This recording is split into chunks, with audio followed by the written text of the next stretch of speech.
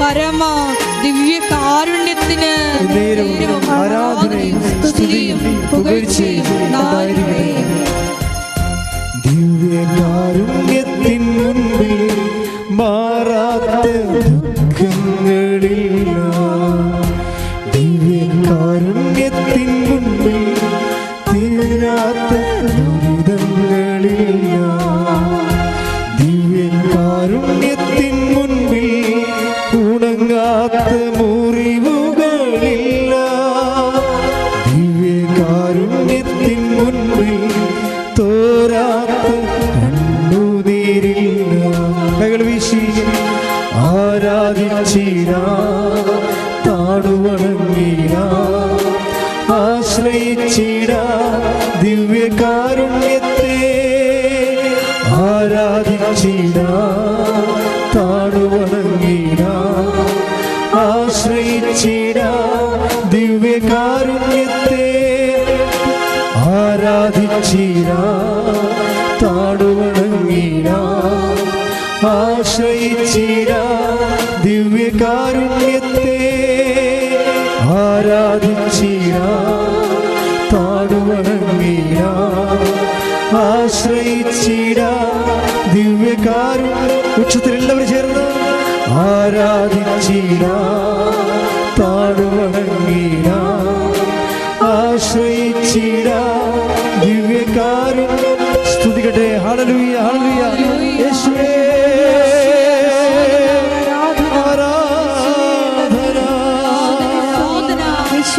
Hallelujah, ഹല്ലേലൂയ, ഹല്ലേലൂയ. യേശുവേ ആരാധന, ആരാധന, ആരാധന, ആരാധന, ഹല്ലേലൂയ. യേശുവേ നന്ദി, യേശുവേ ആരാധന, ഹല്ലേലൂയ. മഹത്വം, മഹത്വം, ഹല്ലേലൂയ, ഹല്ലേലൂയ, ഹല്ലേലൂയ. യേശുവേ ആരാധന, ആരാധന, ആരാധന, ഹല്ലേലൂയ. പരിശുദ്ധ പരമദിവ്യകാരുണ്യത്തിന് ആരാധനയും സ്തുതിയും പുകഴ്ചയും ഉണ്ടായിരിക്കട്ടെ. പരിശുദ്ധ പരമദിവ്യകാരുണ്യത്തിന് ആരാധനയും സ്തുതിയും പുകഴ്ചയും ഉണ്ടായിരിക്കട്ടെ. പരിശുദ്ധ പരമദിവ്യകാരുണ്യത്തിന് ആരാധനയും സ്തുതിയും പുകഴ്ചയും ഉണ്ടായിരിക്കട്ടെ. അമ്മേ പരിശുദ്ധ അമ്മേ, അമ്മേ പരിശുദ്ധ അമ്മേ, ദൈവമാതാവേ, ദൈവമാതാവേ, കൃപാസനത്തിലൂടെ ഞങ്ങൾക്കും ഞങ്ങളുടെ ദേശത്തിനും അമ്മമാധ്യസ്ഥം തേടുന്ന എല്ലാ അനുഗ്രഹങ്ങളും കൃപകൾക്കും ഞങ്ങളിപ്പോൾ ഹൃദയം നിറഞ്ഞ നന്ദി പറയുന്നു. അമ്മേ പരിശുദ്ധ അമ്മേ, ദൈവമാതാവേ, 2004 ഡിസംബർ 7-ാം തീയതി ഉച്ച കഴിഞ്ഞ് 2:30 കൃപാസനത്തിൽ സംഭവിച്ച അമ്മയുടെ പ്രത്യക്ഷപ്പെടലിനെ കുറിച്ച് തിരുസഭയ്ക്ക് സമർപ്പിച്ചിരിക്കുന്ന പഠനരേഖകളുടെ വസ്തുനിഷ്ഠവും ദൈവശാസ്ത്ര വിധിപ്രകാരം ഉള്ളതുമായ അന്വേഷണ പഠനങ്ങൾ നടത്തി ആ പ്രത്യക്ഷപ്പെടലിലൂടെ പ്രകടമായ ദൈവമാതാവിന്റെ പ്രത്യേക കരുതലും സംരക്ഷണവും വെളിപ്പെടുത്തുന്ന പീഡിതരുടെ ആശ്വാസം പ്രവാചകന്മാരുടെ വാഗ്ദാനത്തിന്റെ പേടകവും പ്രപഞ്ചപ്രകൃതിയുടെ മാതാവുമായ പരിശുദ്ധ അമ്മയുടെ ഭക്തി തിരുസഭയിൽ കൂടുതൽ പ്രചരിച്ച് ജീവിതത്തിന്റെ ദുരിത ദുരന്ത അവസ്ഥകളിൽ അകപ്പെട്ട് കഴിയുന്ന അനേകായിരം മക്കൾക്ക് ദൈവത്തിന്റെ സാന്നിധ്യവും സന്ധിപ്പും കൂടുതൽ അനുഭവിക്കുക ആത്മീയ വിശുദ്ധിയും ദൈവശക്തിയും കൈവരിക്കുവാൻ ഞങ്ങളുടെ കുടുംബങ്ങളെ ഇടയാക്കണമേ. നമുക്ക് സ്തുതിച്ച് പ്രാർത്ഥിക്കാം.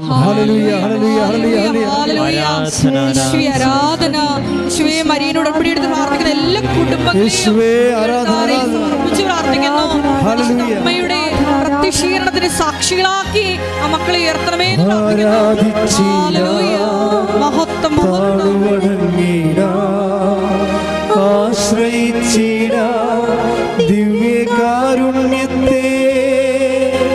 ആരാധിച്ചിടാ, താടുവണങ്ങിടാ, ആശ്രയിച്ചിടാം ദിവ്യകാരുണ്യത്തെ. പരിശുദ്ധ പരമദിവ്യകാരുണ്യത്തിന് ആരാധനയും സ്തുതിയും പുകഴ്ചയും ഉണ്ടായിരിക്കട്ടെ. പരിശുദ്ധ പരമദിവ്യകാരുണ്യത്തിന് ആരാധനയും സ്തുതിയും പുകഴ്ചയും ഉണ്ടായിരിക്കട്ടെ. പരിശുദ്ധ പരമദിവ്യകാരുണ്യത്തിന് ആരാധനയും സ്തുതിയും പുകഴ്ചയും ഉണ്ടായിരിക്കട്ടെ. അമ്മേ പരിശുദ്ധ അമ്മേ, അമ്മേ പരിശുദ്ധ അമ്മേ, സ്വർഗലോകങ്ങളുടെ രാജ്ഞിയായ അങ്ങേക്ക് ഭൗമ സംരക്ഷണത്തിനായി പ്രപഞ്ച പ്രകൃതിയെ തിരുസഭ പ്രതിഷ്ഠിക്കുവാൻ പ്രത്യക്ഷീകരണം വഴി ഇടയാക്കണമേ. പരിശുദ്ധ അമ്മേ, ജപമാല മാതാവേ, സകല കൃപാസന പ്രാർത്ഥനകളോട് ചേർന്ന് ഞങ്ങളിപ്പോൾ പ്രാർത്ഥിക്കുന്ന ഈ സമൂഹത്തിന്റെ പ്രത്യേക നിയോഗങ്ങൾ നമുക്ക് മൗനമായി പരിശുദ്ധ അമ്മയുടെ മധ്യസ്ഥതയിൽ നമ്മുടെ എല്ലാ നിയോഗങ്ങളും സമർപ്പിക്കാം.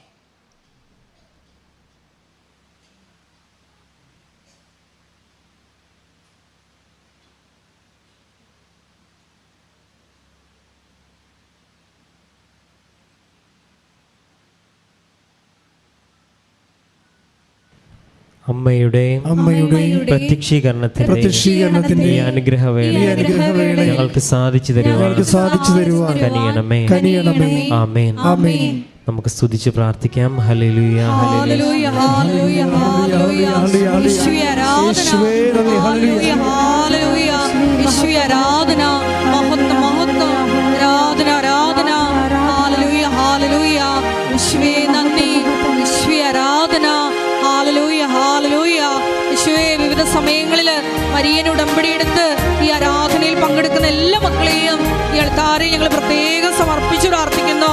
എല്ലാവരെയും പ്രത്യക്ഷീകരണത്തിന്റെ സാക്ഷികളാക്കി ഉയർത്തണമേ. Hallelujah, hallelujah. കാരുണ്യത്തിൻ മുൻപിൽ അകലാത്ത രോഗങ്ങളില്ല, ദിവ്യകാരുണ്യത്തിൻ മുൻപിൽ പൊറുക്കാത്ത പാപങ്ങളില്ല, ദിവ്യകാരുണ്യത്തിൻ മുൻപിൽ അഴിയാത്ത ബന്ധനമില്ല, ദിവ്യകാരുണ്യത്തിൻ മുൻപിൽ കുറയാത്ത ഭാരങ്ങളില്ല. ആരാധിച്ചിടാം, താടുവണങ്ങിടാം, ആശ്രയിച്ചിടാം ദിവ്യകാരുണ്യത്തെ. സ്തുതിക്കട്ടെ. ഹല്ലേലൂയ, ഹല്ലേലൂയ. യേശുവേ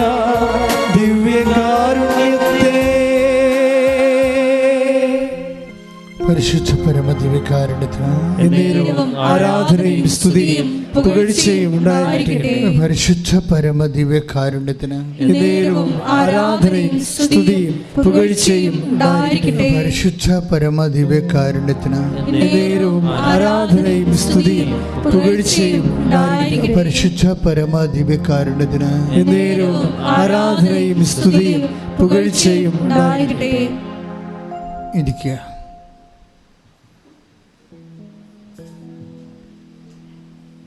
എൻ്റെ പ്രിയപ്പെട്ടവരെ,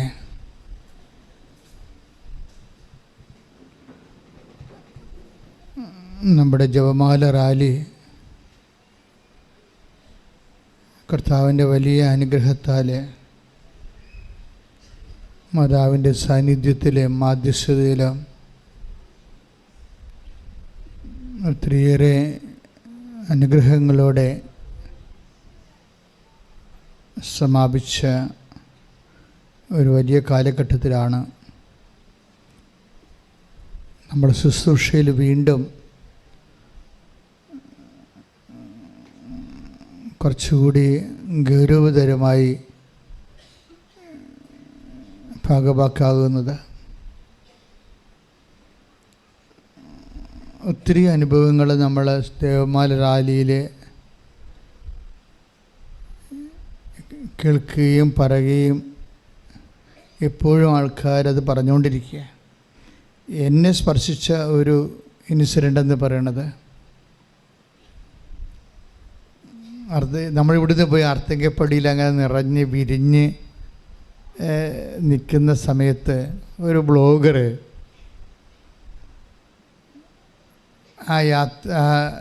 ആ മഹാസമുദ്രത്തിൻ്റെ കൂട്ടത്തിൽ നിന്ന് ഒരു ചേടത്തിയോട് മേക്ക് കാണിച്ചിങ്ങനെ ചോദിക്കോ, അവിടുന്ന് ഇവിടം വരെ നടന്നില്ലേ, ഇപ്പോഴെന്ത് തോന്നുന്നു ചോദിക്കും. അപ്പോൾ അവർ പറയുന്നൊരു ഉത്തരവുണ്ട്. ഒരു സാധാരണ ഒരു വീട്ടമ്മ ചേച്ചിയാണ്. അവർ ഓട്ടോമാറ്റിക്കായിട്ട് സ്പോണ്ടേനിയസ് ആയിട്ട് പറയുന്ന ഉത്തരവുണ്ട്. ഉടമ്പടി എടുത്തതിന് ശേഷം ആരോ എപ്പോഴും എൻ്റെ കൂടെ ഉള്ളതുപോലെ എനിക്ക് തോന്നണുണ്ടെന്ന്. Praise the Lord. Praise the Lord. അതാണ് ജനകീയമായ ഒരു എക്സ്പീരിയൻസ് എന്ന് പറയുന്നത്. ഇത് സത്യമായൊരു കാര്യമാണ്. പലർക്കും അങ്ങനെ പറയാൻ കഴിയണില്ലെന്നേ ഉള്ളൂ. ആൾക്കാർക്കെല്ലാം അനുഭവങ്ങൾ സെയിമാണ്. പക്ഷേ ചിലർക്കത് കറക്റ്റ് ചെയ്ത് ഇങ്ങനെ ഡിഫൈൻ ചെയ്യാൻ പറ്റണില്ല. എന്തോ സംഭവിക്കുന്നുണ്ടോ. എല്ലാ മേഖലയിൽ ചെല്ലുമ്പോഴും എക്സ്പീരിയൻസ്, ഇപ്പോൾ ഓഫീസിൽ ചെന്നാലും ഫയല് പെൻഡിങ് ആയ ഫയലായാലും വിൽക്കാൻ പറ്റാത്ത പുരയിടമായാലും എല്ലായിടത്തും അമ്മ ഇങ്ങനെ ഒരു സാന്നിധ്യമായി നമുക്ക് വേണ്ടി നിൽക്കുന്ന പോലെയുള്ളൊരു അനുഭവമാണ് ആൾക്കാർ സാക്ഷ്യങ്ങളിലൂടെ പറയണത്. ഇന്നലെ ഒരു രസകരമായ സാക്ഷ്യമുണ്ടായി. രസകരം വെച്ച് കഴിഞ്ഞാൽ ഒരു മത്സ്യത്തൊഴിലാളി സഹോദരനാണ്. അയാളുടെ പേര് ഫ്രാങ്ക്ലിൻ എന്നാണ്. അയാൾ ഈ എറണാകുളം സൈഡിലുള്ള, എറണാകുളം പശ്ചിമ കൊച്ചിയിലുള്ള ആളാണ്, പുത്തൻതോട്. ഫ്രാങ്ക്ലിൻ്റെ അനുഭവം അതിനേക്കാൾ വ്യത്യസ്തമാണ്. അതായത് ഞാൻ ഈ ഒരു സാക്ഷ്യം കേൾക്കുമ്പോൾ ഞാൻ കാൽക്കുലേറ്റ് ചെയ്യുന്ന ഉടമ്പടിയുടെ റേഞ്ചാണ്. അതായത് ഈ മത്സ്യത്തൊഴിലാളി വള്ളങ്ങൾ കോരുവള്ളമുണ്ട്, കാരിയർ വള്ളമുണ്ട്. കാരിയർ വള്ളം എന്ന് പറയുന്നത് കോരുവള്ളത്തിൻ്റെ 10-60 പേര് കോരുവള്ളത്തിൽ കാണും. അപ്പോൾ അത് ചരക്ക് വന്നു കഴിഞ്ഞാൽ പിന്നീട് ആ കോരുവള്ളം തന്നെ തീരത്ത് വന്ന് ചരക്ക് കൊടുത്തിട്ട് തിരിച്ചു പോകുമ്പോൾ സ്വാഭാവികമായിട്ടും ഒരു ദിവസം ഒരു മീൻ പണിയേ കിട്ടത്തുള്ളൂ. അത് കാരണം അവരെല്ലാവരും തന്നെ കാരിയർ എന്ന് പറഞ്ഞ് കാലി വള്ളം കൊണ്ടുപോകും. കാലിവള്ളത്തിൽ 5 പേരുണ്ടാവും, എൻജിൻ ഡ്രൈവർ ഉൾപ്പെടെ. അപ്പോൾ ഒരു കോര് കിട്ടിക്കഴിഞ്ഞാൽ അവർ ഈ കാരിയർ വള്ളത്തിലേക്ക് ചരക്ക് മറച്ചിട്ടിട്ട്, കാരിയർ വള്ളമാണ് കച്ചവടത്തിന് വേണ്ടി കരക്ക് വരുന്നത്. കോരുവള്ളം കടലിൽ കിടന്നപ്പോഴും അടുത്ത സെക്ഷനിൽ കോരിക്കൊണ്ടിരിക്കും. അപ്പോൾ ഈ ഫ്രാങ്കിൾ എന്ന് പറയുന്ന ആൾ കാരിയർ വള്ളത്തിലാണുള്ളത്. പക്ഷേ ഇവർ ഒരു കുറച്ച് ചരക്കുണ്ടായിരുന്നു, അത് കൊടുത്ത് ഭക്ഷണമൊക്കെ കഴിച്ച് കാരിയർ വള്ളത്തിൽ കയറി കഴിഞ്ഞപ്പോൾ ഈ 5 കക്ഷികൾ, നമ്മൾ അങ്ങനെയാണല്ലോ, ഭക്ഷണം കഴിച്ച് കഴിഞ്ഞാൽ ഉറങ്ങിപ്പോവും. ഉറങ്ങിപ്പോയി അവർ 6 പേര് ഉറങ്ങിപ്പോയി. പക്ഷെ ഇയാൾ ഈ മൂത്രമൊഴിക്കാൻ വേണ്ടി സൈഡിലോട്ട് പോയി. ഉറക്കമാണെങ്കിലും ഉറക്കുന്നതിനിടയിൽ എഴുന്നേറ്റപ്പോൾ ആ പുറകിൽ പോയി ഇവർ മൂത്രമൊഴിച്ചിട്ട് വരുന്ന സമയത്ത് ഇവർ തെറ്റി കടലിൽ വീണു. ഈ മനുഷ്യൻ കടലിൽ പോയിട്ട് ആരും അറിഞ്ഞില്ല. വള്ളം ഇങ്ങനെ എഞ്ചിൻ വിട്ട് പോവുകയും ചെയ്തു. കുറേ നേരം കഴിഞ്ഞപ്പോഴാണ് ആൾ മിസ്സാകണ കാര്യം അറിയണത്. അപ്പോൾ അവരുടെ കയ്യിൽ എണ്ണയുമില്ല, എണ്ണയും തിരിച്ചോടിക്ക് വരാനുള്ള എണ്ണയില്ല. പിന്നെ വയർലെസ്സിൽ വേറൊരു വള്ളത്തെ ബന്ധപ്പെട്ട് അവർ വരുത്തി അവിടേക്ക് നിന്ന് കടലിൽ വെച്ച് എണ്ണ വാങ്ങിച്ചിട്ട് ഈ നഷ്ടപ്പെട്ടു പോയ അയാൾ മരിച്ചു പോയില്ല, വെള്ളത്തിലല്ലേ. അപ്പോൾ അയാളെ ഇന്നത്തെ ഡെഡ് ബോഡി എങ്കിലും കിട്ടിയില്ല എന്നുണ്ടെങ്കിൽ കരയിൽ വരുമ്പോൾ ഭയങ്കര യുദ്ധം നടക്കും. പിന്നെ ഗവൺമെൻറ്റിൽ നിന്നൊന്നും കിട്ടത്തില്ല, ഭയങ്കര പ്രശ്നമാണ്. അപ്പോൾ അത് നിസ്സാര കാര്യമല്ല, ഭയങ്കര സീരിയസ് പ്രശ്നമാണത്. അപ്പോൾ അവർ കടലിൽ നിന്ന് എവിടെയെങ്കിലും ഡെഡ് ബോഡി ഉണ്ടെങ്കിൽ എടുത്തുകൊണ്ടേ പോരത്തുള്ളൂ, എന്തെല്ലാം പ്രശ്നമുണ്ടെങ്കിലും. അവർ തിരിച്ച് ഒരു 10 മിനിറ്റ് എന്ന് പറയുമ്പോൾ ഒരു 10-25 കിലോമീറ്റർ തിരിച്ച് വള്ളം വരുമ്പോൾ ഈ ഒരു പായലിൻ്റെ ഇടയ്ക്ക് അരികിൽ ആ മനുഷ്യൻ കഷണ്ടിയായ കാരണം തലമുടി പോലും കാണത്തില്ല. പക്ഷേ എങ്കിലും ഈ റോസ് ഷർട്ട് ഇട്ടിരിക്കണ കാരണം ആ റോസിൻ്റെ ഒരു വര കാണാം. ആദ്യം ഇങ്ങനെ അദ്ദേഹം പറയുന്നുണ്ട്, ഞാനിങ്ങനെ എനിക്ക് നീന്തി കുഴഞ്ഞപ്പോൾ, കടലല്ലേ, പിന്നെ ഒരുപാടത്തും വള്ളങ്ങളൊന്നുമില്ല സഹായിക്കാൻ, വീണുപോയില്ലേ. അപ്പം നീന്തി പരമാവധി നീന്തിയിട്ട് എങ്ങോട്ട് നീന്തിയിട്ട് എന്ത് കാര്യം, ഒരു പ്രയോജനമില്ല, കര കാണാത്ത കടലിൽ കിടക്കുകയാണ്. അവസാനം മസിൽ പിടിച്ച് നീന്തി തണുത്ത വെള്ളത്തിൽ നീന്തി കഴിയുമ്പോൾ മസിൽ, തൊടയുടെ മസിൽ വെട്ടിക്കയറും, പിന്നെ കാലനങ്ങത്തില്ല, സ്റ്റിഫാകും. അപ്പോൾ പിന്നെ ആൾ താന്നു പോകും. അങ്ങനെ താന്നു പോകുന്ന സമയത്ത് പുള്ളിക്കാരൻ കുറച്ച് നീന്തൊക്കെ അറിയാവുന്ന കാരണം പുള്ളി ഇങ്ങനെ മലന്ന് കിടക്കാൻ നോക്കി കടലിൽ. കുറച്ച് നേരം കിടന്നതായിട്ട് പിന്നെ ബോധം പോയി. കുറച്ച് നേരം ഇങ്ങനെ കിടന്ന് പിന്നെ ബോധം പോയി. ഇവർ 45 മിനിറ്റ് അങ്ങനെ കഴിഞ്ഞാണ് ഇവർ ആളെ കിട്ടണത്. ആളെ കിട്ടുമ്പോൾ അവർക്ക് ഒന്നും അവരെ നോക്കുമ്പോൾ തലയുടെ ഈ മൂക്ക് മാത്രം മുകളിൽ ഇങ്ങനെ നിർത്തിക്കുന്നുണ്ട്, മൂക്ക് മാത്രം. എന്നിട്ട് ഫുൾ ബോഡി ഇങ്ങനെ തിരശ്ചീനമായിട്ട് നമ്മളിങ്ങനെ ലംബമായിട്ട് വെള്ളത്തിൽ അകത്ത് നിൽക്കുകയാണ്. അത് എത്ര വലിയ എക്സ്പേർട്ടായാലും വിശദീകരിക്കാൻ പറ്റത്തില്ല ഇങ്ങനെയുള്ള കാര്യങ്ങൾ. ആൾ മരവിച്ച് പോയി, ബോധവും പോയി, മരവിച്ച ആൾ നിൽക്കുകയാണ് ഇങ്ങനെ കടലിൻ്റെ ഉള്ളിൽ. ബോധവും പോയി മരവിച്ച ആൾ 45 മിനിറ്റ് 3/4 മണിക്കൂർ എന്നൊക്കെ ചിന്തിച്ചേക്കുക. ബോധം പോയി സർവാംഗം മരവിച്ച ആൾ. ഇയാളെ കിട്ടിക്കഴിഞ്ഞപ്പോൾ ആശുപത്രിയിൽ കൊണ്ടുപോയിട്ട് പോലും 3-4 ആശുപത്രി മാറിയിട്ടാണ് ഇയാളൊന്ന് ബോഡി ചൂടാക്കി എടുത്ത് കുറേ വർക്ക് ചെയ്തപ്പോഴാണ് ബോധത്തിലേക്ക് വന്നത്. പക്ഷേ ബോധം പോയി മരവിച്ച ആൾ 45 മിനിറ്റ് കടലിൽ മുങ്ങി നിൽക്കുകയാണ്. മൂക്ക് മാത്രം മുകളിലുണ്ട്. അപ്പോൾ മൂക്ക് മാത്രം മുകളിൽ ഒരു മരവിച്ച ആളിന്, ബോധം പോയ ആളിന് അങ്ങനെ നിൽക്കാൻ പറ്റത്തില്ല, ടെക്നിക്കായിട്ട് നിൽക്കാൻ പറ്റത്തില്ല. അപ്പോൾ ഫ്രാങ്ക്ലിൻ പറയണത്, ഞാൻ ഉടമ്പടി പുതുക്കിയ കാരണം അമ്മ എൻ്റെ മൂക്ക് മുകളിൽ കൊണ്ടുവന്ന് കടലിൽ എന്നെ താങ്ങി നിർത്തിയത് 45 മിനിറ്റുള്ള സമയം. ഹല്ലേലൂയ, ഹല്ലേലൂയ, ഹല്ലേലൂയ. ഉടമ്പടിയിലൂടെ ഞങ്ങളുടെ കൂടെ സഞ്ചരിക്കുന്ന പരിശുദ്ധ അമ്മയുടെ സാന്നിധ്യത്തിന് നന്ദി പറയുന്നു. ഹല്ലേലൂയ.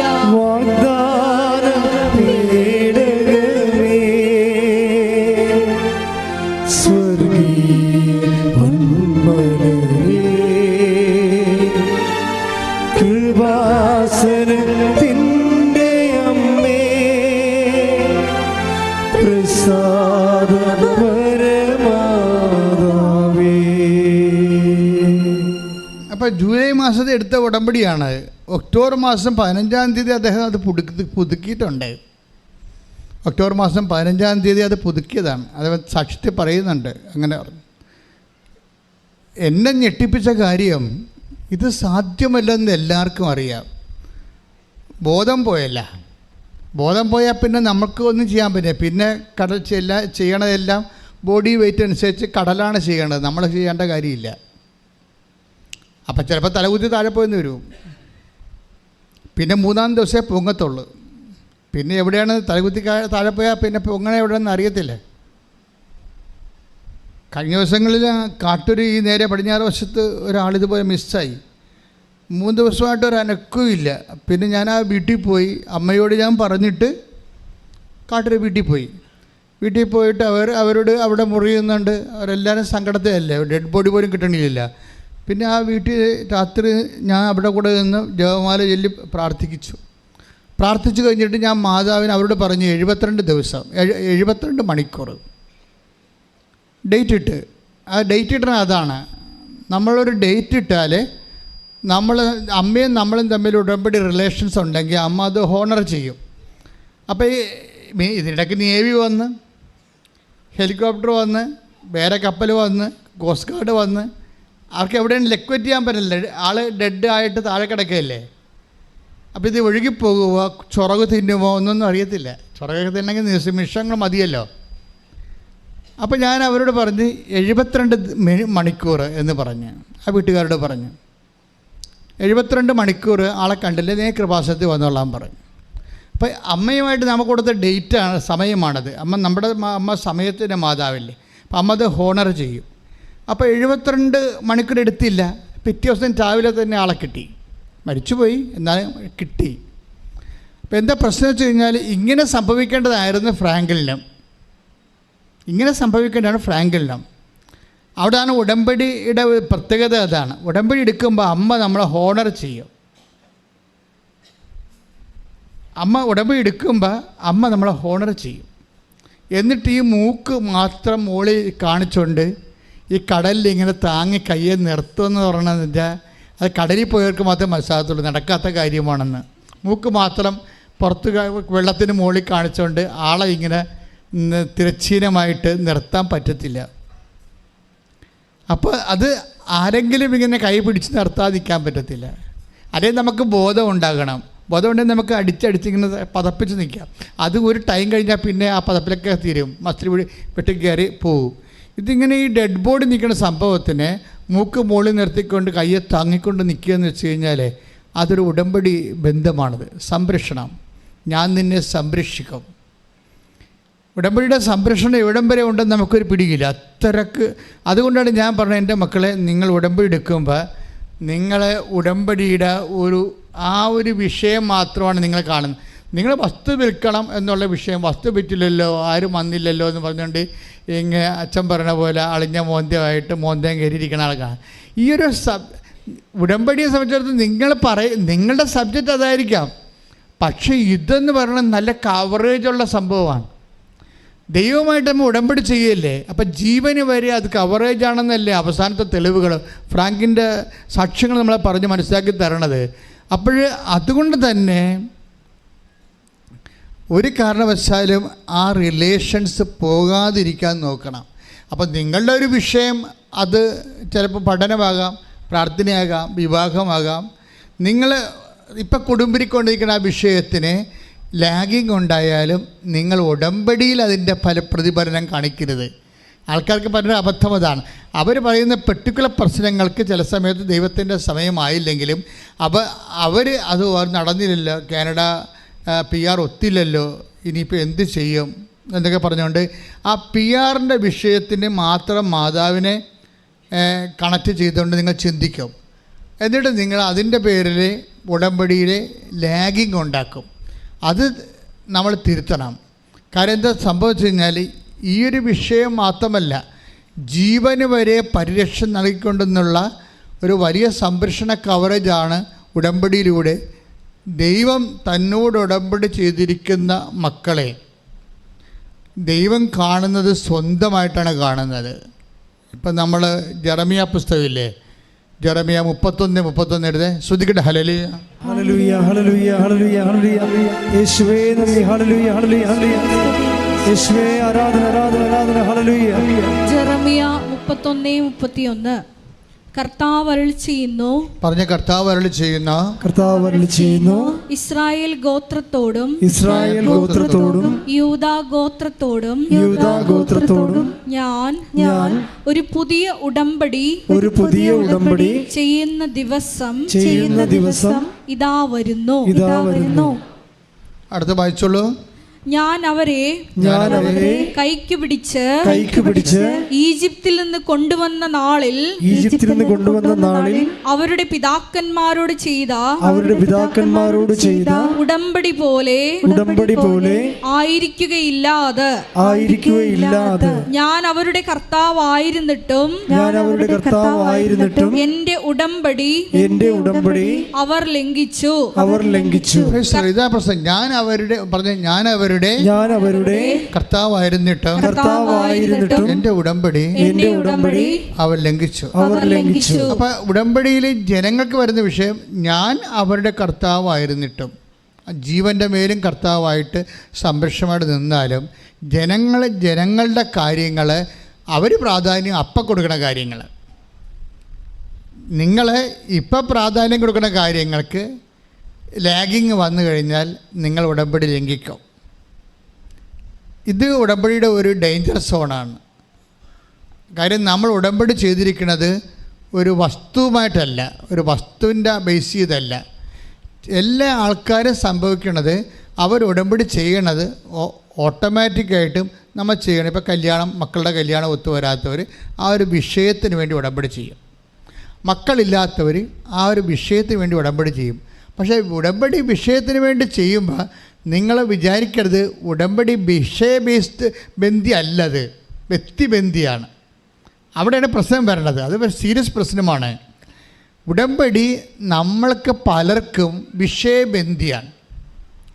പക്ഷെ ഉടമ്പടി അതിൻ്റെ നിലനിൽപ്പിൽ വ്യക്തിബന്ധിയാണ്. വിഷയമായിട്ടല്ല നമ്മൾ ഉടമ്പടി ചെയ്തിരിക്കുന്നത്. ആരുമായിട്ടാണ്? ദൈവവുമായിട്ടാണ് ഉടമ്പടി ചെയ്തിരിക്കുന്നത്. ഇത് സീരിയസ് ആയിട്ട് മനസ്സിലാക്കിയില്ലെങ്കിൽ സ്വാഭാവികമായിട്ട് നമ്മുടെ ഉടമ്പടിയിൽ ഉണ്ടാകുന്ന സംരക്ഷണം നമുക്ക് നഷ്ടപ്പെടും. പ്രാർത്ഥിക്കുക. കർത്താവായ ദൈവമേ, ഓരോ വിഷയങ്ങൾക്കും വ്യത്യസ്ത വിഷയങ്ങൾക്കും ഞാൻ അങ്ങയോട് ഉടമ്പടി ചെയ്യുന്നു. പക്ഷെ എൻ്റെ വിഷയം ഞാൻ വിചാരിക്കുന്ന വിഷയം വിചാരിക്കുന്ന രീതിയിൽ നടന്നില്ലെങ്കിൽ ഞാൻ പിതാക്കന്മാരെ പോലെ ഈജിപ്തിൽ വെച്ച് ഇസ്രായേൽ ജനം ചെയ്തതുപോലെ ഉടമ്പടിയോട് അവിശ്വസ്തത കാണിച്ചിട്ടുണ്ട്. കർത്താവേ, വിഷയത്തോടല്ല വ്യക്തിയാകുന്ന അങ്ങയോടാണ് ഞാൻ ഉടമ്പടി ചെയ്തിരിക്കുന്നത് എന്ന ബോധ്യത്താൽ എന്നെ വളർത്തണമേ. ശ്രുതികട്ടെ. ഹല്ലേലൂയ.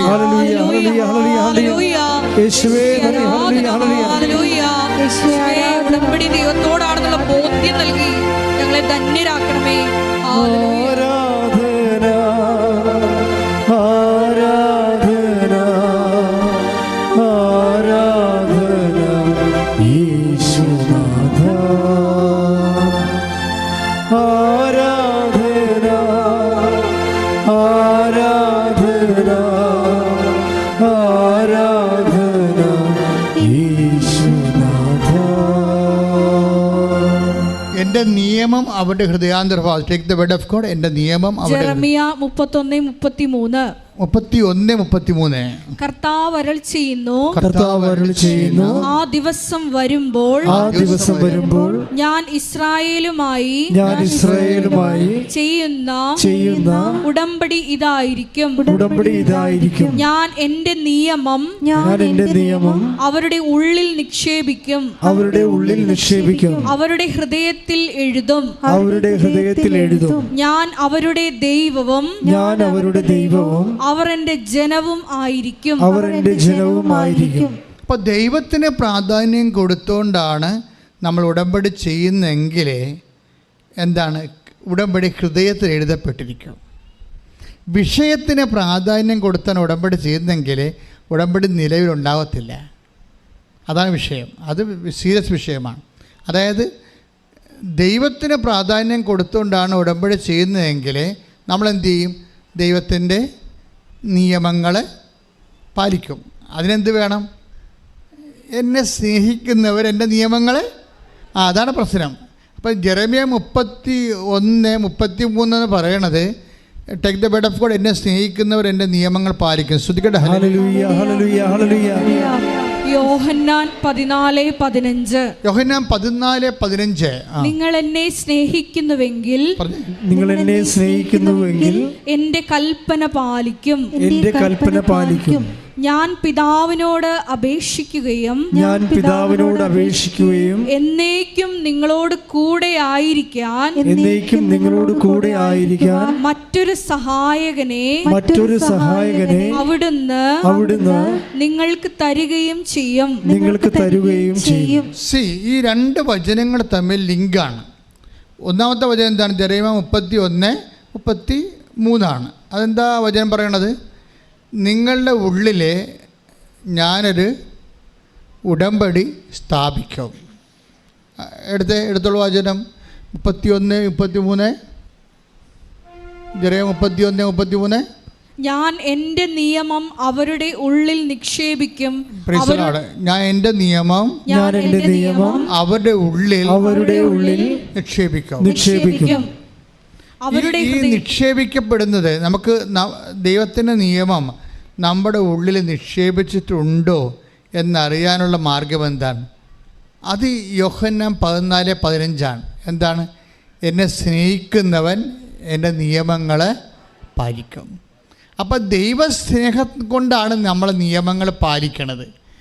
പക്ഷെ നിങ്ങൾ പലരും നിങ്ങളോടുള്ള ജോലിയോടുള്ള സ്നേഹമാണ് നിയമങ്ങളെ പാലിച്ചു പോണത്. പിടിയിടിയ നിങ്ങളുടെ മകൾക്ക് PR കിട്ടാൻ വേണ്ടിയാണ് നിയമങ്ങൾ പത്രമൊക്കെ എല്ലാം കൊടുക്കുന്നതും രോഗികളെ പോയി കാണുന്നത്. ഇവിടെയാണ് ഒരു പ്രശ്നം വന്നിരിക്കുന്നത്. എന്താണ് പ്രശ്നം? ഒന്നുകൂടി വായിച്ചേ, ജെറമ്യാ 31:33 ഒന്നുകൂടി വായിച്ചേ. ജെറമ്യാ 31:33.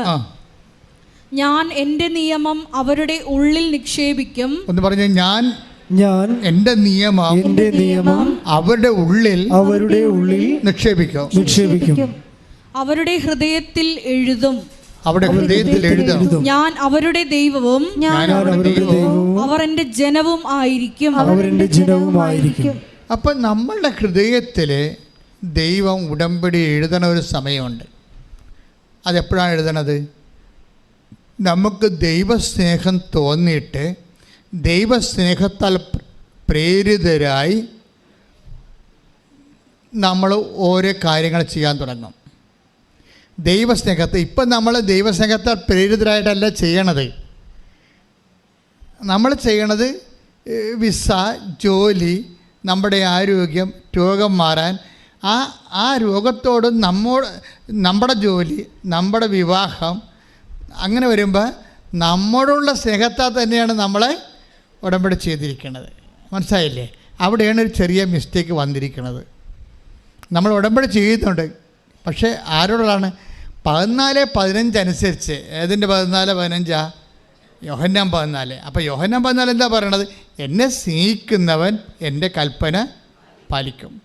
അപ്പോഴേ ദൈവത്തെ സ്നേഹിക്കുന്നവൻ ഓട്ടോമാറ്റിക്കായിട്ട് ദൈവത്തിൻ്റെ വചനങ്ങൾ പാലിച്ചുകൊണ്ട് ജീവിക്കും. പക്ഷെ ദൈവത്തെ സ്നേഹിക്കുന്ന പകരം നമ്മുടെ ജോലി, നമ്മുടെ വീട്, നമ്മുടെ വീട് വിൽപ്പന, സ്ഥലം വിൽപ്പന, അങ്ങനെയുള്ള സ്ഥാവര ജംഗമ വസ്തു വിഷയങ്ങളെ അടിസ്ഥാനപ്പെടുത്തി മാത്രമാണ്, അത് നിവൃത്തിയാക്കാൻ വേണ്ടി മാത്രമാണ് നമ്മൾ മറ്റ് ഉപവിപ്രവർത്തനങ്ങൾ ചെയ്യുന്നതെങ്കിൽ നമ്മൾ സ്നേഹിക്കുന്നത് ദൈവത്തെയല്ല, നമ്മുടെ വിഷയത്തെയാണ്. അതുകൊണ്ട് തന്നെ നമ്മളെ തന്നെയാണ്. ഇവിടെയാണ് വിഷയം വന്നിരിക്കുന്നത്.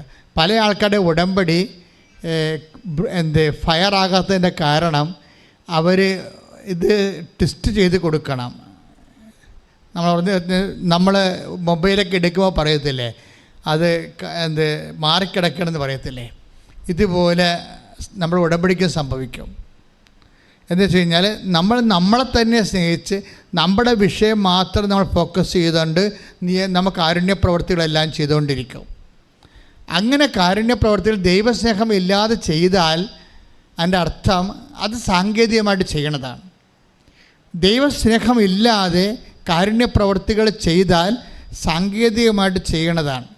ദൈവസ്നേഹത്തോട് കൂടി മാത്രമേ കാരുണ്യ പ്രവൃത്തികൾ നമുക്ക് ചെയ്യാൻ പറ്റത്തുള്ളൂ. അതിനെന്ത് ചെയ്യണം? മാംസളമായ ഹൃദയം എന്ന് പറയും. എസക്കിയേൽ 36:26 എടുത്തേ. എസക്കിയേൽ 36:26.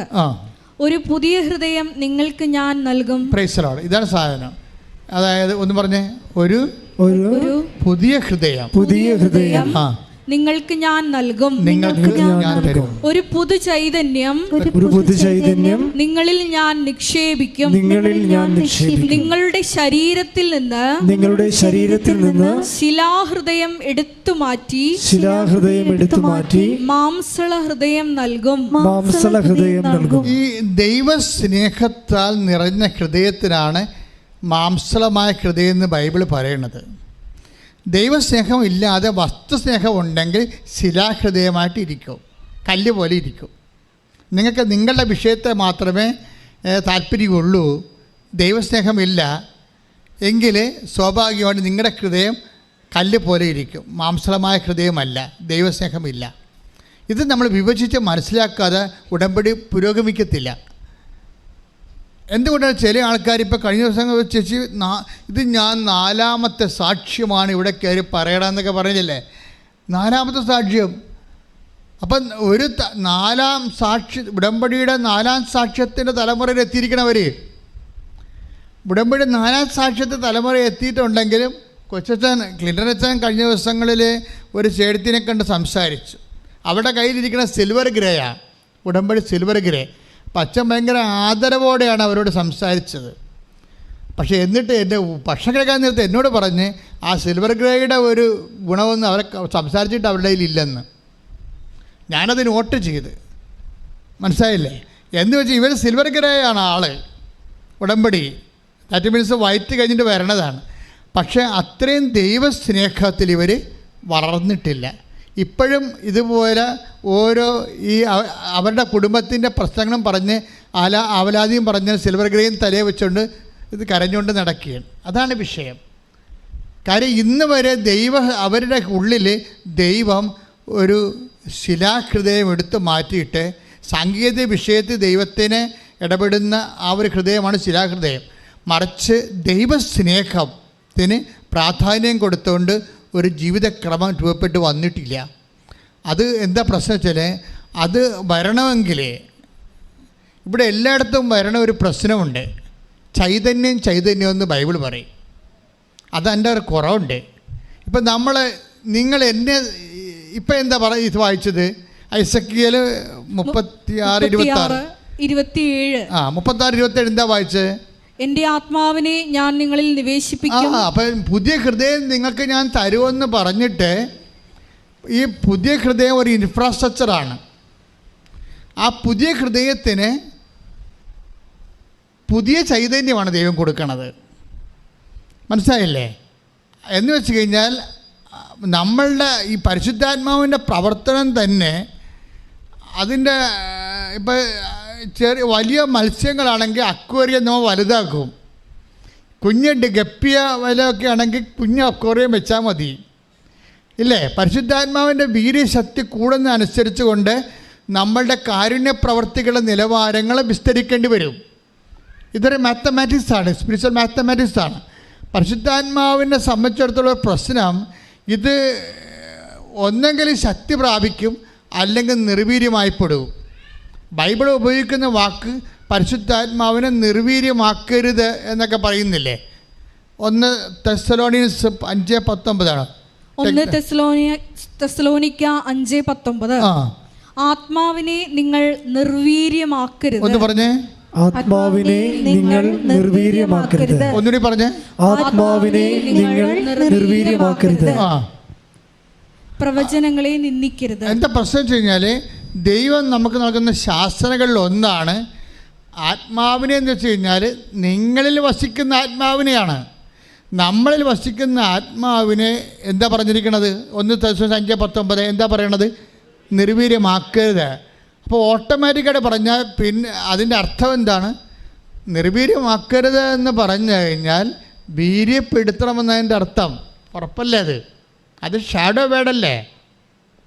അതായത് ആത്മാവിനെ നിർവീര്യമാക്കരുത് എന്ന് പറഞ്ഞാൽ, നിങ്ങളുടെ ആത്മാവിനെ നിർവീര്യമാക്കരുത് എന്ന് പറഞ്ഞാൽ അതിൻ്റെ അർത്ഥം ആത്മാവിനെ നിങ്ങൾ വീര്യപ്പെടുത്തണം, ശക്തിപ്പെടുത്തണം. ആത്മാവിനെ ശക്തിപ്പെടുത്തണമെങ്കിൽ എന്ത് ചെയ്യും? അവിടെയാണ് വിഷയം. ഈ ഉടമ്പടിയിൽ വരുന്ന വിഷയം, ആത്മാവിനെ ശക്തിപ്പെടുത്താൻ നമുക്ക് കഴിഞ്ഞില്ലെങ്കിൽ, ആത്മാവിനെ ശക്തിപ്പെടുത്തണം എങ്ങനെയാണ്? ആത്മാവിൻ്റെ ഫലങ്ങൾ അനുസരിച്ചുള്ള പ്രവർത്തനങ്ങളിലൂടെയാണ്.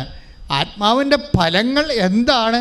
5:22 ശ്രദ്ധിക്കട്ടെ. ഹല്ലേലൂയ ഹല്ലേലൂയ ഹല്ലേലൂയ ഹല്ലേലൂയ യേശുവേ നന്ദി. ഹല്ലേലൂയ. ഗലാത്യ 5:22.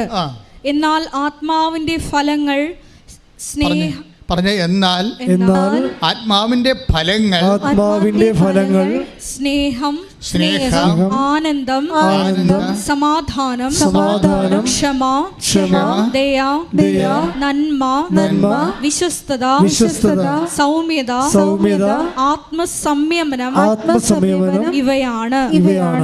അതായത് കാരുണ്യം, നിങ്ങൾ ഉടമ്പടി ചെയ്യുന്ന രോഗികളെ കാണുന്നു, വാർദ്ധക്യ സദനങ്ങൾ നിങ്ങൾ സന്ദർശിക്കുന്നു, അവിടെ ഉടുപ്പ് നിങ്ങൾ കഴുകിക്കൊടുക്കുന്നു, പ്രായമുള്ളവരുടെ നഖങ്ങൾ നിങ്ങൾ വെട്ടിക്കൊടുക്കുന്നു, പ്രാന്തന്മാരെ നിങ്ങൾ കുളിപ്പിക്കുന്നു, അങ്ങനെ ഒത്തിരി കാര്യങ്ങൾ നിങ്ങൾ ചെയ്യുന്നുണ്ട്. പക്ഷെ ഒരു പ്രശ്നം എന്ന് വെച്ച് കഴിഞ്ഞാൽ അങ്ങനെ കാര്യങ്ങൾ ചെയ്യുന്നുണ്ടെങ്കിലും ആത്മാവ് വീര്യപ്പെടുന്നില്ല. അതെന്താ കാര്യം? ആത്മാവിന് ഈ നിങ്ങൾ ചെയ്യുന്ന, ചില ആൾക്കാർ കഴിക്കുന്ന ഭക്ഷണം പോലെ ശരീരം നന്നാകണില്ലല്ലോ, അതുപോലെ തന്നെ ചെയ്യുന്ന ജോലി അനുസരിച്ചുകൊണ്ട് ആത്മാവ് വീര്യപ്പെടുന്നില്ല. എന്താ കാര്യം? അത് ചെയ്യാൻ കാരണം ആത്മാവ് വീര്യപ്പെടണമെങ്കിൽ നിങ്ങളുടെ ആവശ്യത്തിൻ്റെ നടക്കാൻ വേണ്ടി, ആ ലക്ഷ്യത്തിന് വേണ്ടി ചെയ്തു കഴിഞ്ഞാൽ കല്ലുപോലെ ഹൃദയമായിട്ടാണ് ദൈവം കണക്കാക്കുന്നത്, മാംസള ഹൃദയമായിട്ടല്ല. മാംസള ഹൃദയമാണെങ്കിൽ അത് ദൈവസ്നേഹത്താൽ നിറഞ്ഞതായിരിക്കും. ദൈവസ്നേഹത്താൽ നിറഞ്ഞതായിരിക്കും എന്ന് പറയുമ്പോൾ ആത്മാവിൻ്റെ ഫലങ്ങൾ പുറപ്പെടുവിച്ചുകൊണ്ടേയിരിക്കും. നിങ്ങൾ ഉടമ്പടിയുടെ ഫലങ്ങളെന്ന് പറയണത് നിങ്ങളുടെ ആവശ്യത്തിൽ അധിഷ്ഠിതമായിട്ടുള്ള സൽപ്രവൃത്തിയുടെ ഫലങ്ങളല്ല. ഉടമ്പടിയുടെ ഫലങ്ങളെന്ന് പറയണത് നിങ്ങൾ ചെയ്യുന്ന പ്രവർത്തികൾക്ക് ആത്മാവിൻ്റെ ഫലങ്ങളോട് അടിസ്ഥാനത്തിലാണ്, ആത്മാവിൻ്റെ ഫലങ്ങളാണ്. മനസ്സിലായില്ലേ? ആത്മാവിൻ്റെ ഫലങ്ങൾ വരുന്നത് സ്നേഹമാണ് ഒന്നാമത്തത്. രണ്ടാമത്തത് എന്താണ്? ആനന്ദമാണ്. ആനന്ദം ഉണ്ടാകണം എങ്ങനെ? സ്നേഹം നമുക്ക് മനസ്സിലാകും. ദൈവസ്നേഹമാണ് ഒന്നാമത്തത്. രണ്ടാമത്തത് എന്താണ്? ആനന്ദമാണ്. ആനന്ദം ഉണ്ടാകണമെങ്കിൽ സാത്താൻ്റെ സിംഹാസനം താഴെ പോകണം. സ്നേഹം നമുക്ക് ഓക്കെയാണ്, പക്ഷേ ക്വാളിറ്റേറ്റീവ്ലി ഈ ആനന്ദം കൂടി വന്നാൽ മാത്രമേ ഇവൻ കറക്റ്റ് എവാഞ്ചലിസ്റ്റ് ആകത്തുള്ളൂ, ദൈവത്തിൻ്റെ ജോലിക്കാരനാകണം. ആനന്ദം തന്നെ എപ്പോഴാണ്? ആനന്ദം ഈശോ വരുന്നത് 10:21 എടുത്ത് ലൂക്കാന്റെ സുവിശേഷം ശ്രദ്ധിക്കട്ടെ. ഹല്ലേലൂയ 10:21. ആ സമയം തന്നെ പരിശുദ്ധാത്മാവിൽ ആനന്ദിച്ച് അവൻ പറഞ്ഞു, സ്വർഗത്തിന്റെയും ഭൂമിയുടെയും കർത്താവായ പിതാവേ, അവിടുത്തെ ഞാൻ സ്തുതിക്കുന്നു. എന്തെന്നാൽ അങ്ങ് ഇവ ജ്ഞാനികളിൽ നിന്നും ബുദ്ധിമാന്മാരിൽ നിന്നും മറച്ചു വെക്കുകയും ശിശുക്കൾക്ക് വെളിപ്പെടുത്തുകയും ചെയ്തു. അതേ പിതാവേ അതായിരുന്നു അവിടുത്തെ അഭീഷ്ടം. അപ്പൊ ഈശോയുടെ ആത്മാവിൽ ആനന്ദം പറയേണ്ടത്. പരിശുദ്ധാത്മാവിന്റെ ഫലങ്ങൾ ഒന്നാണ് ആത്മാവിൽ ആനന്ദം. ഗലാത്യർ 5:22 രണ്ടാമത്തെ കാര്യം സ്നേഹം, ആനന്ദം. ഈ ആനന്ദം എന്ന് പറയുന്നത് പ്രേഷിത ആനന്ദമാണ്. അതായത് തിന്മയുടെ ശക്തികളെ, ഇപ്പോൾ നിങ്ങളൊരു പാപം വിട്ടുപേക്ഷിക്കുന്നോ, അല്ലെങ്കിൽ നിങ്ങളുടെ സുവിശേഷ പ്രവർത്തനങ്ങൾ വഴി മറ്റുള്ളവർ പാപത്തിൽ വിട്ടുപേക്ഷിച്ച് കഴിയുമ്പോൾ ഉണ്ടാകുന്ന അഭിഷേകം ആയിട്ടുള്ള ഒരു സന്തോഷമാണ് ആനന്ദമെന്ന് പറയുന്നത്. തിന്മയുമായിട്ട് ബന്ധപ്പെട്ടതാണത്. അതറിയണമെങ്കിൽ 10:18 വായിച്ച ലൂക്കാന്റെ സുവിശേഷം ശ്രദ്ധിക്കട്ടെ. ലൂക്ക 10:18. അവൻ പറഞ്ഞു, സാത്താൻ സ്വർഗത്തിൽ നിന്ന് ഇടിമിന്നൽ പോലെ നിപതിക്കുന്നത് ഞാൻ കണ്ടു. അതായത് സാത്താൻ തിന്മയുടെ സിംഹാസനങ്ങൾ തട്ടിമറിക്കപ്പെടണം. മദ്യപാനിയായാലും ശരി, ലഹരി ഉപയോഗിക്കുന്നതിനും ശരി, ഭാര്യനെയും ഭർത്താവിനെയും ഉപേക്ഷിച്ചിരിക്കുന്നവളായാലും ശരി, ഉപേക്ഷിക്കുന്നവനായാലും ശരി, അതുപോലെ തന്നെ തിന്മയുടെ വ്യാപാരങ്ങളിൽ അകപ്പെട്ടിരിക്കുന്നവരും ശരി, നമ്മളുടെ പ്രവർത്തനങ്ങൾ കാരണം അവർ പിന്തിരിഞ്ഞാൽ തിന്മയുടെ ശക്തി വ്യക്തികളിലും സമൂഹത്തിലും കുറഞ്ഞു വരും. തിന്മയുടെ ഇരിപ്പിടങ്ങൾ തട്ടിമറിക്കപ്പെടും. ഈ തിന്മയുടെ ഇരിപ്പിടങ്ങളെ തട്ടിമറിക്കുക എന്നുള്ളത് ഒരു മരിയൻ മൂല്യമാണ്. സിംഹാസനങ്ങളിരുന്നവരെ ചിതറിച്ചു. Take the bed of God. ശ്രുതിക്കട്ടെ ഹല്ലേലൂയ ഹല്ലേലൂയ ഹല്ലേലൂയ ഹല്ലേലൂയ. യേശുവേ നന്ദി. ഹല്ലേലൂയ ഹല്ലേലൂയ ഹല്ലേലൂയ ഹല്ലേലൂയ ഹല്ലേലൂയ ഹല്ലേലൂയ. യേശുവേ നന്ദി നന്ദി. ഹല്ലേലൂയ ഹല്ലേലൂയ ഹല്ലേലൂയ ഹല്ലേലൂയ. ആരാധന ആരാധന. ലൂക്ക 1:52. ലൂക്ക 1:52. ശക്തന്മാരെ സിംഹാസനത്തിൽ നിന്ന് മറിച്ചിട്ടു. എളിയവരെ.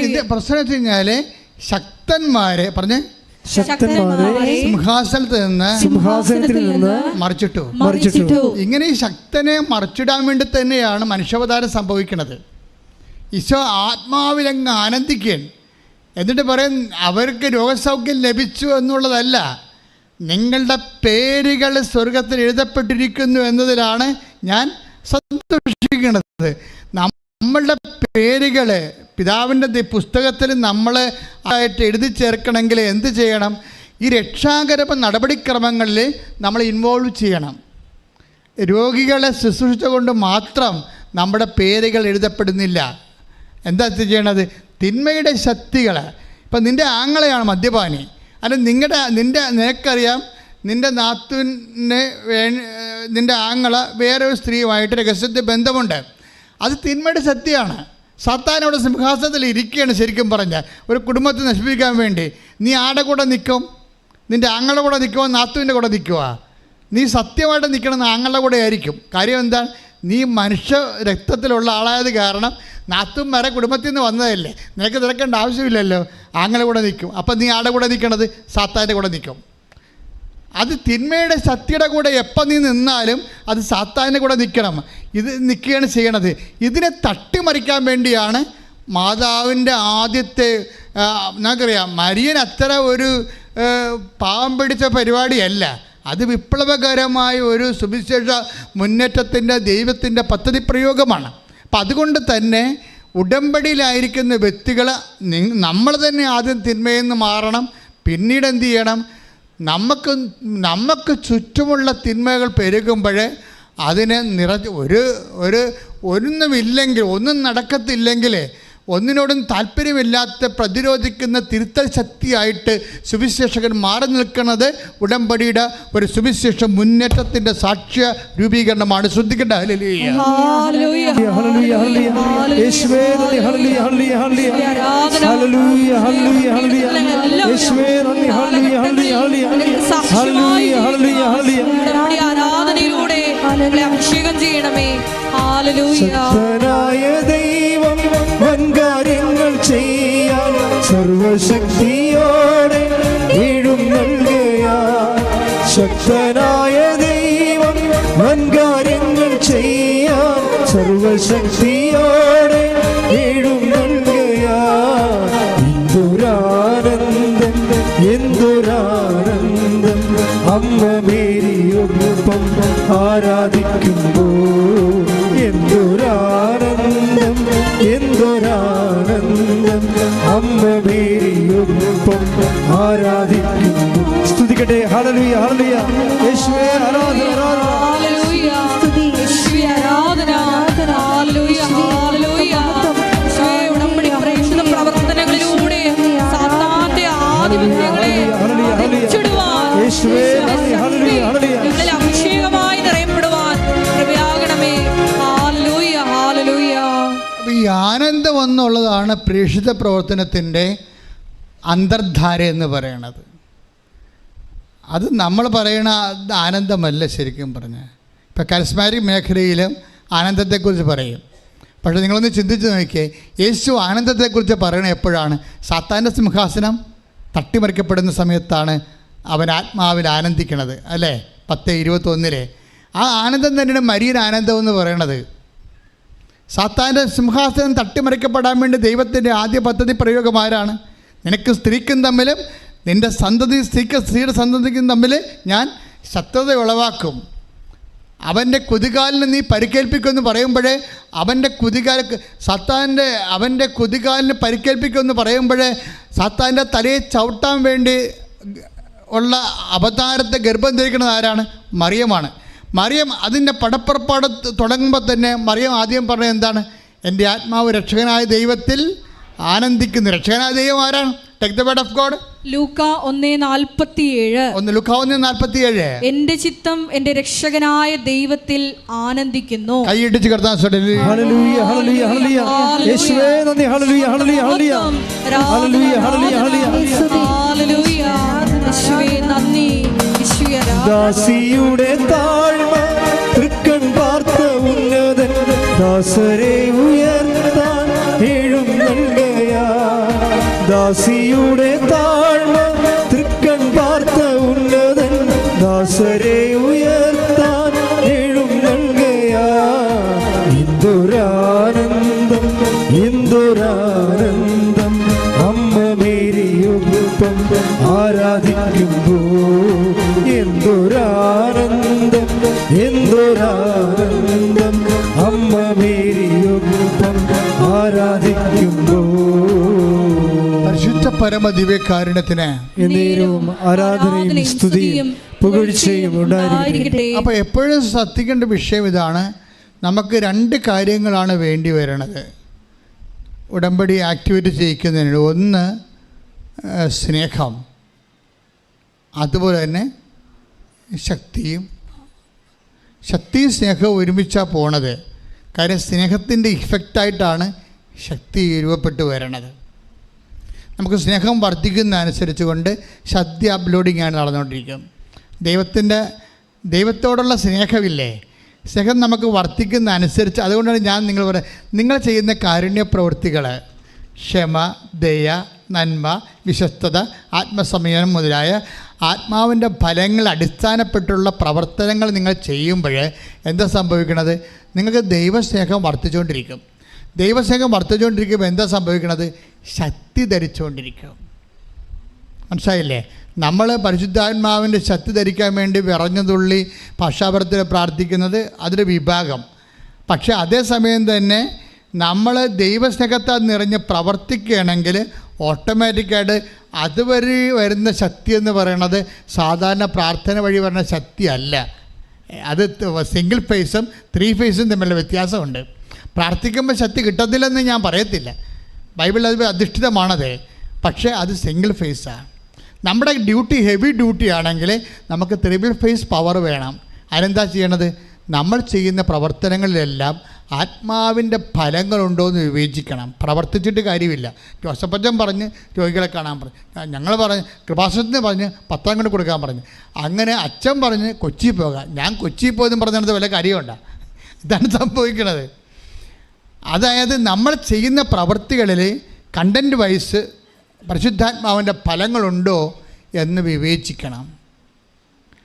പരിശുദ്ധാത്മാവിൻ്റെ ഫലങ്ങളാകുന്ന സ്നേഹം, ക്ഷമ, ദയ, നന്മ, വിശ്വസ്തത, ആത്മസംയമനമാണോ എന്നെ ഉടമ്പടി പ്രവർത്തനങ്ങൾക്ക് പ്രേരിപ്പിക്കുന്നത് എങ്കിൽ, അങ്ങനെ പ്രേരിപ്പിക്കുന്നുണ്ടെങ്കിൽ നീ ദൈവസ്നേഹത്തിലാണ്, മാംസളമായ ഹൃദയത്തിലാണ്. നിൻ്റെ കർത്താവിൻ്റെ ഉടമ്പടി എസെക്കിയേൽ അനുസരിച്ചും ജെറമിയ അനുസരിച്ചും നിന്റെ ഹൃദയാന്തര ഭാഗത്ത് എഴുതിയിരിക്കുകയാണ്. നീ തന്നെ ദൈവത്തിൻ്റെ ഉടമ്പടിയുടെ ആളായ്മയായി മാറിയിരിക്കുന്നു. ശ്രുതികട്ടെ. ഹല്ലേലൂയ ഹല്ലേലൂയ ഹല്ലേലൂയ യേശുവേ നന്ദി. ഹല്ലേലൂയ ഹല്ലേലൂയ ഹല്ലേലൂയ ഹല്ലേലൂയ ഹല്ലേലൂയ യേശുവേ നന്ദി. ഹല്ലേലൂയ ഹല്ലേലൂയ യേശുവേ നന്ദി. യേശുവേ ആരാധന. ഹല്ലേലൂയ. ആത്മശക്തിയെ ഇറങ്ങി എന്നിൽ വാ, ഇറങ്ങി എന്നിൽ വാ, മഴ പോലെ പെയ്തിറങ്ങി വാ, മഴ പോലെ പെയ്തിറങ്ങി വാ. സ്വർഗീയത്തിയെ ഇറങ്ങി എന്നിൽ വാ, ഇറങ്ങി എന്നിൽ വാ, മഴ പോലെ പെയ്തിറങ്ങി വാ, മഴ പോലെ പെയ്തിറങ്ങി വാ. ആത്മനദിയായൊഴുകി എന്നിലിന്നു വാ, ആത്മശക്തിയായൊഴുകി എന്നിലിന്നു വാ, ആത്മനദിയായൊഴുകി എന്നിലിന്നു വാ, ആത്മശക്തിയായൊഴുകി എന്നിലിന്നു വാ. മഴ പോലെ പെയ്തിറങ്ങി വാ, മഴ പോലെ പെയ്തിറങ്ങി വാ. ഉറക്കെ പാടാം. മഴ പോലെ പെയ്തിറങ്ങി വാ, മഴ പോലെ പെയ്തിറങ്ങി വാ. ആത്മശക്തിയെ ഇറങ്ങി എന്നിൽ വാ, ഇറങ്ങി എന്നിൽ വാ. മഴ പോലെ പെയ്തിറങ്ങി വാ, മഴ പോലെ പെയ്തിറങ്ങി വാ.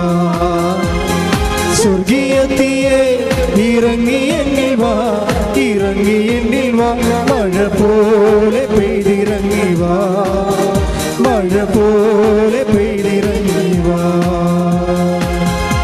പരിശുദ്ധ പരമ ദിവ്യകാരുണ്യത്തിന് എന്നേരവും ആരാധനയും സ്തുതിയും പുകഴ്ചയും ഉണ്ടായിരിക്കട്ടെ. ദൈവം നമ്മളെ യെരമ്യായിൽ എഴുതിയിരിക്കുന്ന പോലെ 31-33 എഴുതിയിരിക്കുന്ന പോലെ ദൈവം ഉടമ്പടി നമ്മുടെ ഹൃദയത്തിൽ എഴുതിയിട്ടുണ്ടോ ഇല്ലയോ എന്ന് എങ്ങനെ അറിയാൻ പറ്റും? പെട്ടെന്നറിയാൻ പറ്റും. നമ്മുടെ ദൈവം നമ്മൾ ഉടമ്പടി ഇവിടെ എടുത്തതേ ഉള്ളൂ, അതോ ദൈവം യഥാർത്ഥത്തിൽ ഉടമ്പടി എൻ്റെ ഹൃദയത്തിൽ എഴുതിയിട്ടുണ്ടോ? ചെറിയ 31 പോലെ എഴുതിയിട്ടുണ്ടോ ഇല്ലയെന്ന് അറിയാൻ എങ്ങനെ പറ്റും? അതായത് നമ്മൾക്ക് ഉള്ളിലെ സന്തോഷം തോന്നാം, ആനന്ദത്തിന് അങ്ങനെ ഒരു അർത്ഥമുണ്ട്. ഉള്ളിൽ കർത്താവിന് വേണ്ടി വേറെ ചെയ്യുമ്പോൾ സംതൃപ്തി തോന്നും. കർത്താവിന് വേണ്ടി ജോലി ഇപ്പോൾ കഴിഞ്ഞ ദിവസം ഒരു ചേച്ചി പറഞ്ഞില്ലേ, അവർ വയനാടുകാരത്തിയാണ്. അവർ ഉടമ്പടി ചെയ്തപ്പോൾ അവരുടെ മനസ്സിൽ തോന്നിയത് എല്ലാ സ്ഥലങ്ങളിലും അത്ര വലിയ വരുമാനമുള്ള കക്ഷിയൊന്നുമല്ല, ഉള്ള ഭർത്താവിനോട് പറഞ്ഞവർ, ഞാൻ കേരളത്തിൽ എല്ലാ ജില്ലകളിലും പോയി പത്രം കൊടുക്കാൻ പോവുകയാണെന്ന് പറയും. അപ്പോൾ അവർക്ക് നമുക്ക് പലർക്കും നമ്മുടെ അയൽവാസികൾക്ക് തന്നെ കൊടുക്കാൻ പറ്റില്ലേ, വാദപ്പനിയും പിടിച്ചകത്തിരിക്കുകയാണ്. എങ്ങനെ കൊടുക്കും, ആര് കൊടുക്കും, എപ്പോൾ കൊടുക്കും, ആ മേടിക്കുക, അവരെന്ത് പറയും, ഇങ്ങനെ കുറേ അലവലാദികൾ ഉടമ്പടി എടുത്തിട്ടുണ്ട്. എൻ്റെ അമ്മേ, കൃപാസനത്തിൻ്റെ ശാപത്തിന് വേണ്ടി കുറേ എണ്ണം എടുത്തിട്ടുണ്ട് ഉടമ്പടി. ഇങ്ങനെ വീട്ടിൽ ഇരിക്കേണ്ടേ, ഇങ്ങനെ വിറസുള്ളി ആരെടുക്കും വല്ലതും പറയാമല്ലോ, നമ്മളോട് കൊടുത്താൽ വല്ലതും അവർ മേടിക്കുക. ഇങ്ങനെ സാക്ഷ്യപ്പെടുക ഈ ആൾക്കാർ വന്നിട്ട് അവസാനം അതായത് അവർക്ക് സന്തോഷമില്ല. അവർക്കിത് എങ്ങനെയെങ്കിലും ഒന്ന് ഒപ്പിച്ച് ദൈവത്തിൻ്റെ കണ്ണി പൊടിയിട്ട് നമ്മുടെ കാര്യം സാധിക്കാൻ പറ്റുമെന്ന് നോക്കിയാൽ മതി.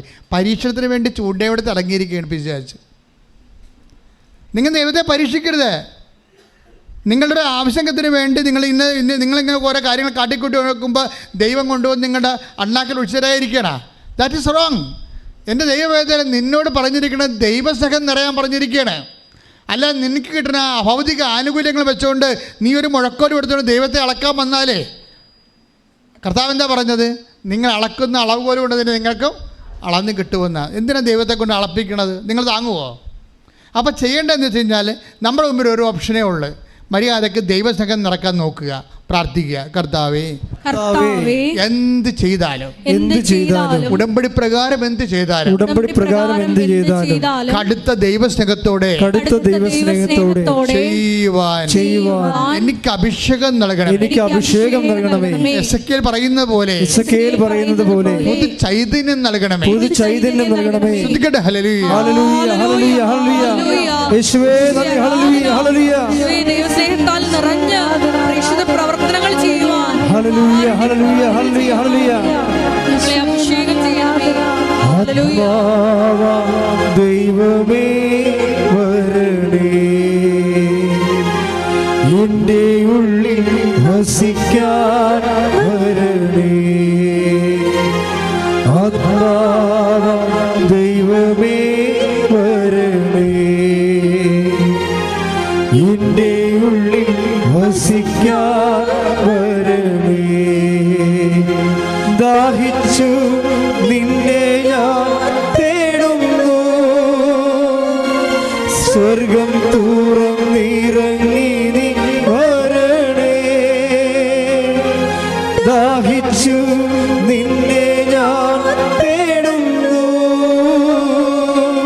സ്വർഗം തുറന്നിറങ്ങി നീ വരണേ. ആത്മാവാം ദൈവമേ വരണേ, എൻ്റെ ഉള്ളിൽ വസിക്കാൻ വരണേ. ആത്മാവാം ദൈവമേ വരണേ, എൻ്റെ ഉള്ളിൽ വസിക്കാൻ. സ്തുതിക്കട്ടെ. ഹല്ലേലൂയ, ഹല്ലേലൂയ, ഹല്ലേലൂയ. യേശുവേ ഹല്ലേലൂയ.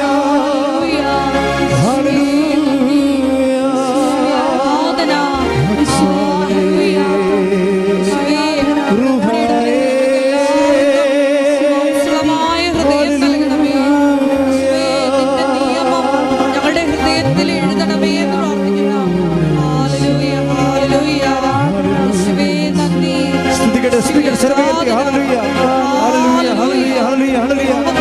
ആത്മാവേ ആത്മാവേ ആത്മാവേ അഭിഷേകമായി ഹല്ലേലൂയ. യേശുവേ നന്ദി. യേശുവേ ആരാധന. ഹല്ലേലൂയ. ഹല്ലേലൂയ. ആരാധന.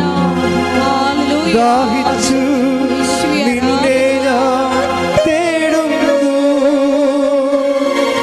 സ്വർഗം തുറന്നിറങ്ങി നീ വരണേ. ദാഹിച്ചു നിന്നെ ഞാൻ തേടുന്നു, സ്വർഗം തുറന്നിറങ്ങി നീ വരണേ. വിശുദ്ധ പരമദിവ്യകാരുണ്യത്തിന് നേരവും ആരാധനയും സ്തുതിയും പുകഴ്ചയും ഉണ്ടായിരിക്കട്ടെ. കർത്താവിൻ്റെ ഉടമ്പടി വാഗ്ദാനങ്ങളിൽ ഒന്നാണ് പുതു ചൈതന്യം, പുതിയ ചൈതന്യം, പുതിയ സന്തോഷം, പുതിയ സംതൃപ്തി, പല അർത്ഥങ്ങളുണ്ടായിരുന്നു. അതായത് നിങ്ങളിപ്പോൾ തന്നെ ആ ചേച്ചി പറഞ്ഞില്ലേ, ഞാൻ കേരളത്തിലെ 14 ജില്ലകളിലും പോയി ലൈൻ ബസ്സിനാണേ. ആലപ്പുഴ വന്നിട്ട് കൊല്ലത്തേക്ക് പോകും, കൊല്ലത്ത് അവിടെ പത്രം കൊടുത്തിട്ട് പ്രേക്ഷിത പ്രവർത്തനം ചെയ്ത് കൃപാസന അമ്മയെക്കുറിച്ചൊക്കെ പറഞ്ഞിട്ട് തിരുവനന്തപുരത്തേക്ക് പോകും. ഇങ്ങനെ അവർ 14 ജില്ലകളിലും പത്രം കൊണ്ട് പോകും. എന്നിട്ട് ആർമാദിച്ച് ഉല്ലസിച്ച് സന്തോഷിച്ചാണ് ഇവിടെ വന്നിട്ട് അത് ആ അനുഭവം പറയണത്. അല്ല, എൻ്റെ കയ്യിൽ നിന്ന് 1500 പത്രത്തിന് കാശ് പോയില്ല എന്ന് പറഞ്ഞ് മോന്തം കയറ്റി ചത്തവരുടെ വീട്ടിൽ മരിച്ചവരിയ്ക്കണവർ ഇരിക്കുകയില്ല. അതാണ് വിഷയം. ആനന്ദം എന്ന് പറഞ്ഞൊരു സംഭവം ഉണ്ട്. കർത്താവിന് വേണ്ടി ജോലി ചെയ്യുന്നതോറും ആനന്ദം കൂടിക്കൊണ്ടിരിക്കും. ഇതിന് ബൈബിൾ പറയണത് ഉടമ്പടി പ്രകാരമുള്ള പുതു ചൈതന്യം. നിങ്ങളൊന്ന് ചിന്തിച്ച് നോക്കിയേ. നമ്മൾ എടുത്ത 2 വചനങ്ങളുടെ ഒരു ചൈതന്യമുണ്ട്. നമ്മളെടുത്ത വചനം ഏതാണ്? ആദ്യത്തെ ഏതാണ്? എസെക്കിയേൽ 36 അല്ലേ? എസെക്കിയേൽ 36:27. എസെക്കിയേൽ 36:27 എന്താ പറയണത്? എൻ്റെ ആത്മാവ്, അതൊക്കെ മുമ്പ് എന്താ പറഞ്ഞ ഒരു പുതു ഹൃദയം നിങ്ങൾക്ക് ഞാൻ നൽകും. ഒരു പുതു ചൈതന്യം നിങ്ങളിൽ ഞാൻ നിക്ഷേപിക്കും. നിങ്ങളുടെ ശരീരത്തിൽ നിന്ന് ശിലാഹൃദയം എടുത്തു മാറ്റി പകരം മാംസഹൃദയം നൽകും. എൻ്റെ ആത്മാവിനെ ഞാൻ നിങ്ങളിൽ നിവേശിപ്പിക്കും. നിങ്ങൾ എൻ്റെ കൽപ്പന കാക്കുന്നവരും നിയമങ്ങൾ പാലിക്കുന്നതിലും ശ്രദ്ധയുള്ളവരായിരിക്കും. ഉടമ്പടിയുടെ കൂടെ ഈ പുതു ചൈതന്യം വരുന്നുണ്ട്. ഒരു ഉടമ്പടി എടുത്ത് സത്യസന്ധ വ്യക്തിയാണ് ഉടമ്പടി എടുത്തിരിക്കണമെങ്കിൽ ഈ പുതു ചൈതന്യം, സന്തോഷത്തിൻ്റെ, കർത്താവിന് വേണ്ടി ജോലി ചെയ്യുമ്പോൾ ഉണ്ടാകുന്ന സന്തോഷത്തിൻ്റെ, കർത്താവിന് വേണ്ടി ആതുര സേവനം ചെയ്യുമ്പോൾ ഉണ്ടാകുന്ന സന്തോഷത്തിൻ്റെ, കർത്താവിന് വേണ്ടി പ്രേക്ഷിത പ്രവർത്തനം ചെയ്യുമ്പോൾ ഉണ്ടാകുന്ന സന്തോഷത്തിൻ്റെ പുതു ചൈതന്യം വരും. ഇത് തന്നെയാണ് നമ്മൾ നേരത്തെ കണ്ട ഉടമ്പടി 14:15 യോഹന്നാൻ്റെ സുവിശേഷത്തിൽ പറയുന്നത്. 14:15 എന്താ പറയണമെന്ന് നോക്കിയേ. യോഹന്നാൻ 14:15 നിങ്ങൾ എന്നെ സ്നേഹിക്കുന്നുവെങ്കിൽ എൻ്റെ കൽപ്പന പാലിക്കും. ഉടമ്പടിയാ. നിങ്ങൾ എന്നെ സ്നേഹിക്കുന്നുണ്ടെങ്കിൽ എൻ്റെ കൽപ്പന പാലിക്കും. അതിൻ്റെ കൂടെ ചൈതന്യം പറയുന്നുണ്ട്. വായിച്ചോളൂ. ഞാൻ പിതാവിനോട് അപേക്ഷിക്കുകയും എന്നേക്കും നിങ്ങളോട് കൂടെ ആയിരിക്കാൻ മറ്റൊരു സഹായകനെ അവിടുന്ന് നിങ്ങൾക്ക് തരികയും ചെയ്യും. ഈ സത്യാത്മാവിനെ സ്വീകരിക്കാൻ ലോകത്തിന് സാധിക്കുകയില്ല. ലോകത്തിന് സാധിക്കത്തില്ലെന്ന് പറയുമ്പോൾ ലോക അരൂപിക ഉള്ളവർക്ക്, എന്നുവെച്ചാൽ അവരുടെ വിഷയങ്ങൾ മാത്രം ഉദ്ദേശിച്ചുകൊണ്ട് ഉടമ്പടി ചെയ്തവർക്ക് പരിശുദ്ധാത്മാവിനെ സ്വീകരിക്കാൻ സാധ്യമല്ല. നിങ്ങളുടെ മകളെ കെട്ടിക്കണം, അല്ലെങ്കിൽ വീട് വിൽക്കണം, അല്ലെങ്കിൽ നിങ്ങളുടെ രോഗം മാറണം എന്ന് മാത്രം ഉദ്ദേശിച്ചുകൊണ്ട് ദൈവത്തോട് ഉടമ്പടി ചെയ്തിരിക്കുന്നവർക്ക് ഈ ആത്മാവിനെ സ്വീകരിക്കാൻ സാധ്യമല്ല. പിന്നെ ആരെ ഉദ്ദേശിക്കണം? ദൈവത്തെ ഉദ്ദേശിക്കണം. ഞാൻ ഉടമ്പടി ചെയ്തിരിക്കുന്ന ദൈവത്തിൻ്റെ വചനങ്ങൾ എന്നെപ്പോലെ ഞാൻ മറ്റുള്ളവരെ അറിയിക്കും. കർത്താവിൻ്റെ വചനങ്ങളിൽ അനുസരിച്ചുള്ള പരസ്നേഹ പ്രവർത്തനങ്ങൾ ദൈവസ്നേഹത്തോടെ ഞാൻ സമൂഹത്തിൽ സുവിശേഷത്തിൻ്റെ കാരുണ്യപ്രവർത്തന സാക്ഷിയായി മാറും എന്നെടുത്ത സത്യസന്ധമായ ഉടമ്പടി ചെയ്തവർക്ക് എന്ത് പറ്റും? ഞാൻ അവർക്ക് എൻ്റെ ആത്മാവിനെ നൽകും. എൻ്റെ പിതാവിനോട് ചോദിക്കുകയും അവരെ വസിക്കാൻ വേണ്ടി മറ്റൊരാത്മാവിനെ നൽകുകയും ചെയ്യും. ഈ ആത്മാവിന് നൽകപ്പെടുന്നവരാണ് ആരെ എൻ്റെ കൂടെ ഉണ്ടല്ലോ എന്ന് പറയണത്. ചിലപ്പോൾ അത് മാതാവായിട്ട് അവർക്ക് ഫീൽ ചെയ്യും, ചിലപ്പോൾ ദൈവത്തിൻ്റെ ശക്തിയായിട്ട് അവർക്ക് ഫീൽ ചെയ്യും. പക്ഷെ ഒത്തിരി സാക്ഷ്യങ്ങൾ അങ്ങനെ വരുന്നുണ്ട്. അപ്പോൾ എപ്പോഴും നമ്മൾ ശ്രദ്ധിക്കേണ്ടത്, ഉടമ്പടി എടുത്തിട്ട് നിങ്ങൾക്ക് സന്തോഷമാണോ അതോ നിരാശയാണോ? നിരാശയാണെങ്കിൽ നിങ്ങൾ പോയി വല്ല ഹോൾസെയിൽ കട എന്തെങ്കിലും ഇപ്പോൾ തട്ടുകടയൊക്കെ തുടങ്ങുകയാണ് നല്ലത്. എന്താ സംഭവം? നിങ്ങൾക്ക് മരം അറിയാതെ കൊടിയിട്ടിരിക്കുകയാണ്. മനസ്സിലായില്ലേ? ചില ആൾക്കാർ മരം അറിയാതെ കൊടിയിടുമെന്ന് പറയത്തില്ലേ? എന്ന് പറഞ്ഞ പോലെ ഉടമ്പടി എടുത്തിരിക്കുന്നത് വിഷയബന്ധിയായിപ്പോയി, വ്യക്തിബന്ധിയല്ല. ഞാൻ നിങ്ങളെ വഴക്ക് പറയുകയല്ല. നിങ്ങൾ എത്രയും വേഗം രക്ഷപ്പെട്ട് ദൈവത്തെ ഇതിൻ്റെ അകത്ത് പ്രധാനപ്പെട്ട ലക്ഷ്യമാക്കി മാറ്റണം. അപ്പം നിങ്ങൾക്ക് സന്തോഷമുണ്ടാകും. ഇതെല്ലാം സന്തോഷമുണ്ടാക്കുന്ന കാര്യങ്ങളാണ്. ഓരോ കാര്യം ചെയ്യുമ്പോൾ നമുക്ക് സന്തോഷമുണ്ടാകും. ഓരോ കാര്യങ്ങൾ ചെയ്യുമ്പോൾ അതിൽ എന്താ സംഭവിച്ചു കഴിഞ്ഞാൽ, ചിലർക്ക് എന്താ പറയണത്, ഞാൻ ഇനിയും വരുമെന്നൊക്കെ പറഞ്ഞില്ലേ സാക്ഷ്യം പറഞ്ഞിട്ട് പോണത്. എനിക്ക് ഇനിയും പറയാനുണ്ട്, ഞാൻ ഇനിയും വരും എന്നും പറഞ്ഞു പോണത്. എന്ത് സന്തോഷത്തോടെ അവരിറങ്ങിപ്പോണത്. അടുത്ത സാക്ഷ്യം കൊണ്ട് വരാൻ വേണ്ടി, അടുത്ത ദൈവാനുഭവം. സാക്ഷ്യം എന്ന് പറയുന്നത് എന്താണ്? ദൈവാനുഭവമാണ്. സാക്ഷ്യം എന്ന് പറയണത് ദൈവാനുഭവമാണ്. അടുത്ത ദൈവാനുഭവം കൊണ്ട് വരുമെന്ന് അവർക്ക് ഉറപ്പാണ്. എന്താ? ദൈവത്തെ അവർ ഫീൽ ചെയ്യുന്നത് കൊണ്ടാണ്. ദൈവത്തെ അവർ ഫീൽ ചെയ്യുന്നത് കൊണ്ടാണ് അവർക്ക് ഇനിയും ദൈവം അടുത്ത അടയാളം എനിക്ക് തരുമായിരിക്കും. തന്നാൽ കൊള്ളാം. ആർക്ക്? ദൈവത്തിന്. പോരെ? ചിലരുടെ മൈൻഡ് സെറ്റ് അങ്ങനെയാണ്. ഇനിയും ചിലപ്പോൾ ആരെങ്കിലും കിട്ടിയാൽ കൊള്ളാം. ആർക്ക് കൊള്ളാം? ദൈവത്തിന് കൊള്ളാമെന്ന് എന്ന് പറയുന്ന ആൾക്കാരും ഉണ്ട്. അങ്ങനെ ഈ വാദപ്പനിക്കാരൊക്കെ ഇപ്പോൾ ഒന്ന് പടന്ന് എഴുന്നേക്കണം. എന്തെങ്കിലും ഞാൻ ദൈവത്തെ സ്നേഹിക്കാൻ വേണ്ടി നിങ്ങളിൽ എന്തോ ഒരു ദൈവികമായ കണം ഉള്ളത് കൊണ്ടാണല്ലോ നിങ്ങൾക്ക് ഉടമ്പടി എടുക്കാൻ കഴിഞ്ഞത്. അപ്പോൾ നിങ്ങൾ മോശമാണെന്ന് ഞാൻ പറയത്തില്ല ഒരിക്കലും. നിങ്ങളുടെ കണ്ണീരിൻ്റെ കാലത്ത് കർത്താവിൻ്റെ അടുത്ത് വരണമെങ്കിൽ എന്തെങ്കിലും ജന്മപുണ്യം നിങ്ങളുടെ കയ്യിലുണ്ടാകും. അത് വെച്ചാൽ ദൈവം നിങ്ങളവിടെ കൊണ്ടുവന്നിരിക്കണത്. അത് മനസ്സിലാക്കിയിട്ട് അതിൽ വളരാൻ നോക്കണം. അല്ലാതെ നമ്മൾ പറയുന്ന കാര്യങ്ങൾ പറയുന്ന സമയത്ത് നടന്നില്ല എന്ന് വിചാരിച്ചുകൊണ്ട് നിങ്ങൾ സങ്കടപ്പെടുകയല്ലേ ചെയ്യണത്. അപ്പോൾ നിങ്ങളുടെ വിഷയം വെച്ച് ദൈവത്തെ അളക്കുകയാണ് ചെയ്യണത്. അപ്പോൾ നിങ്ങളുടെ ഉടമ്പടി എടുത്ത് വീണ്ടും നിങ്ങൾ ഡീപ്രമോട്ടായി പോകും. നിങ്ങളുടെ വിഷയം വെച്ച് ദൈവത്തെ ചുരുക്കും. നമ്മുടെ വിഷയത്തിന് ചുരുക്കാനുള്ള ആളല്ലല്ലോ നമ്മളെയോ.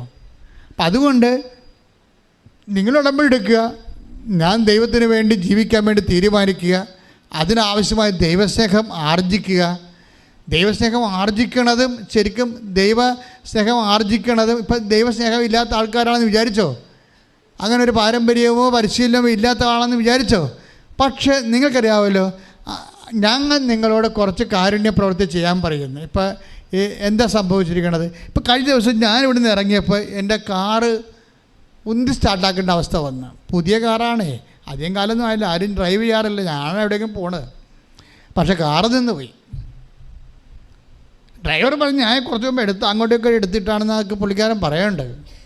പക്ഷേ കാറിൻ്റെ അകത്ത് താക്കോട്ട് തിരിച്ചിട്ട് അവസാനം ഒരുത്തം വന്ന് ബൈനറ്റ് പൊക്കി അതിൻ്റെ അലൈൻമെൻറ്റ് വരെ പോയി. അപ്പോൾ ഞാൻ പിന്നെ അകത്തിരുന്നൊരു വിശ്വാസപ്രമാണം ചെയ്തുകൊണ്ടിരിക്കുകയാണ്. അപ്പോൾ കുറച്ച് കഴിഞ്ഞപ്പോൾ അവർക്കൊരു ബുദ്ധി തോന്നി. വേറെ ഒരു അപ്പോൾ ഞാൻ ആദ്യം പറഞ്ഞാൽ ഇവരോട് ബാറ്ററി കേടാണ്, ബാറ്ററി ഡൗൺ ആണ്. അപ്പോൾ വേറൊരു ബാറ്ററി കൊണ്ടുവന്ന് ഈ ബാറ്ററിയുടെ കൂടെ ഇട്ടിട്ട് അത് സ്റ്റാർട്ട് ചെയ്ത് കഴിഞ്ഞപ്പോൾ വണ്ടി പോയി. എന്നിട്ട് ആ കൊണ്ടുവന്ന ബാറ്ററി മാറ്റി. പിന്നെ കുറച്ച് കഴിഞ്ഞപ്പോൾ ഓടിയപ്പോൾ നമ്മുടെ ബാറ്ററി ചാർജായി. ഈ കാരുണ്യ പ്രവൃത്തികളിൽ വരുന്ന പ്രോസസ്സിങ് ഇതാണ്. നിങ്ങൾക്കിപ്പോൾ സീറോ കൃപയാണെന്ന് വിചാരിച്ചു, സീറോ പവറാണ് നിങ്ങൾ ഉടമ്പടി എടുത്തിരിക്കുന്നത്. ഇന്ന് വരെ ഈ അർത്ഥത്തേക്ക് ഉപ്പതേക്കാത്ത ഒരു കക്ഷിയാണ് നിങ്ങൾ. നിങ്ങൾക്ക് കാരുണ്യം അറിയാൻ പാടില്ല, പ്രവൃത്തി അറിയാൻ പാടില്ല, ദൈവത്തിന് അറിയാൻ പാടില്ല. പക്ഷേ ജീവിതത്തിൽ ഒരു പ്രശ്നം ഉണ്ടായി, ഉടമ്പടി എടുത്തുപോയി. അപ്പോൾ ഇതെന്ത് ചെയ്യും? അപ്പോൾ നിങ്ങൾക്ക് ബാറ്ററി കേടാണ്, ഡൗണാണ്, സ്റ്റാർട്ട് ചെയ്യണില്ല. അപ്പോൾ നിങ്ങൾ എന്ത് ചെയ്യണം? ആദ്യമേ കാരുണ്യ പ്രവൃത്തി കണ്ണും പൂട്ടി ചെയ്യുക, ദൈവസ്നേഹത്തിന് വേണ്ടി കാഴ്ചവെക്കുക. അപ്പോൾ നിങ്ങളുടെ ബാറ്ററി ആ പവർ കൊണ്ട് സ്റ്റാർട്ടായി കഴിഞ്ഞാൽ പിന്നെ ഓട്ടോമാറ്റിക്കായിട്ടത് നമ്മുടെ ബാറ്ററി തന്നെ റീചാർജ് ആയി കഴിയും. അത് ഞങ്ങൾ പറയണ പോലെ നിങ്ങൾ ചെയ്യണം. പിന്നെ നിങ്ങൾ തന്നെ സ്വയമായിട്ടത് ആർജിച്ചെടുത്തോളൂ. മനസ്സിലായില്ലേ? ഇപ്പോൾ ഒരു ബാറ്ററി ഡൗൺ ആയി കഴിഞ്ഞാൽ വേറെ ഒരു ബാറ്ററി കൊണ്ട് ഒരു സ്റ്റാർട്ടർ കൊടുത്താൽ മതി. ബാക്കി നമ്മുടെ ബാറ്ററി തന്നെ വർക്ക് ചെയ്തിട്ട് ഇവിടം വരെ വേണമെങ്കിൽ നമുക്ക് പോകാൻ പറ്റും. അപ്പോൾ എപ്പോഴും വിഷയമെന്ന് പറയുന്നത് കാരുണ്യ പ്രവൃത്തി തന്നെ ഇതിൻ്റെ വിഷയം. കാരുണ്യ പ്രവൃത്തികളെന്ന് പറയുമ്പോൾ എന്തുമാകാം, മനുഷ്യന് നന്മ ഉണ്ടാക്കുന്ന എല്ലാ പദ്ധതികളും. അതായത് ജാതിയും മതവും മനുഷ്യനെയും ശത്രുവും മിത്രവും ഒന്നും നോക്കാതെ മനുഷ്യന് നന്മയുണ്ടാക്കുന്ന എല്ലാ പ്രവർത്തനങ്ങളും. മനുഷ്യന് നന്മയെന്ന് പറയാൻ പറ്റത്തില്ല ഈ കാലങ്ങളിലൊക്കെ. എന്താ വെച്ച് കഴിഞ്ഞാൽ ഇപ്പം മൃഗങ്ങൾക്ക് നന്മ ഉണ്ടാക്കേണ്ടി വരും ചിലപ്പോൾ. ഇപ്പം ചിലരെ കണ്ടിട്ടില്ല, ഇപ്പം ചില വീഡിയോ കണ്ടിട്ടില്ലേ, എന്താ കാര്യം? ചിലപ്പോൾ ഒരു ആട് അല്ലെങ്കിൽ ഒരു പന്നിയൊക്കെ ചിലപ്പോൾ ചെളി പൂണ്ട് മരിക്കാൻ പോകണമെങ്കിൽ സായപ്പൻ നാട്ടിലാണെങ്കിൽ അവരതിനെ പൊക്കിയെടുക്കും എങ്ങനെയെങ്കിലും വണ്ടി നിർത്തിയിട്ട്. നമ്മളാണെങ്കിൽ അവിടെ ചാകട്ടെന്ന് പറയും. ഈ വ്യത്യാസമുണ്ട് ശരിക്കും. നമുക്കതാ ഈ ആൾക്കാരെ ഈ മൃഗങ്ങളെയൊക്കെ രക്ഷിക്കണതിൽ കുറച്ച് കുറഞ്ഞ ഒരു പ്രശ്നമേ ഉള്ളൂ. കുറച്ച് അങ്ങനെ അധികം പ്രാധാന്യം നമ്മൾ കൊടുക്കത്തില്ല. പക്ഷേ ഇവിടെ ഇക്കോസിസ്റ്റത്തിൽ ഈ നമ്മൾ ഷെയർ ചെയ്യുമ്പോൾ നമ്മൾക്ക് ഇതിനെ എല്ലാത്തിനോടും കടപ്പാടുണ്ട്.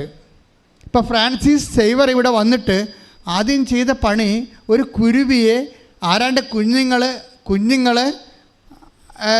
കുരുവിയുടെ കാലെ കെട്ടിയിട്ട് തൂല് കെട്ടിയിട്ട് പറപ്പിച്ച് ആ കുരുവി പോയി ഒരു മരത്തെ ചെടിയെ കുരുങ്ങിയിട്ട് അവസാനം അതിന്മേൽ തൂങ്ങിക്കിടന്ന്. അപ്പോൾ ഫ്രാൻസിസ് സേവർ വന്നപ്പോൾ ആദ്യം ചെയ്തത് ആ കുരുവിയുടെ കുരുക്കഴിച്ചിട്ട് പറത്തി വിട്ട്. സുവിശേഷ പ്രവർത്തനമാണത്. ഇപ്പം മനുഷ്യന് തന്നെയല്ല നന്മ. ഈ ഭൂമി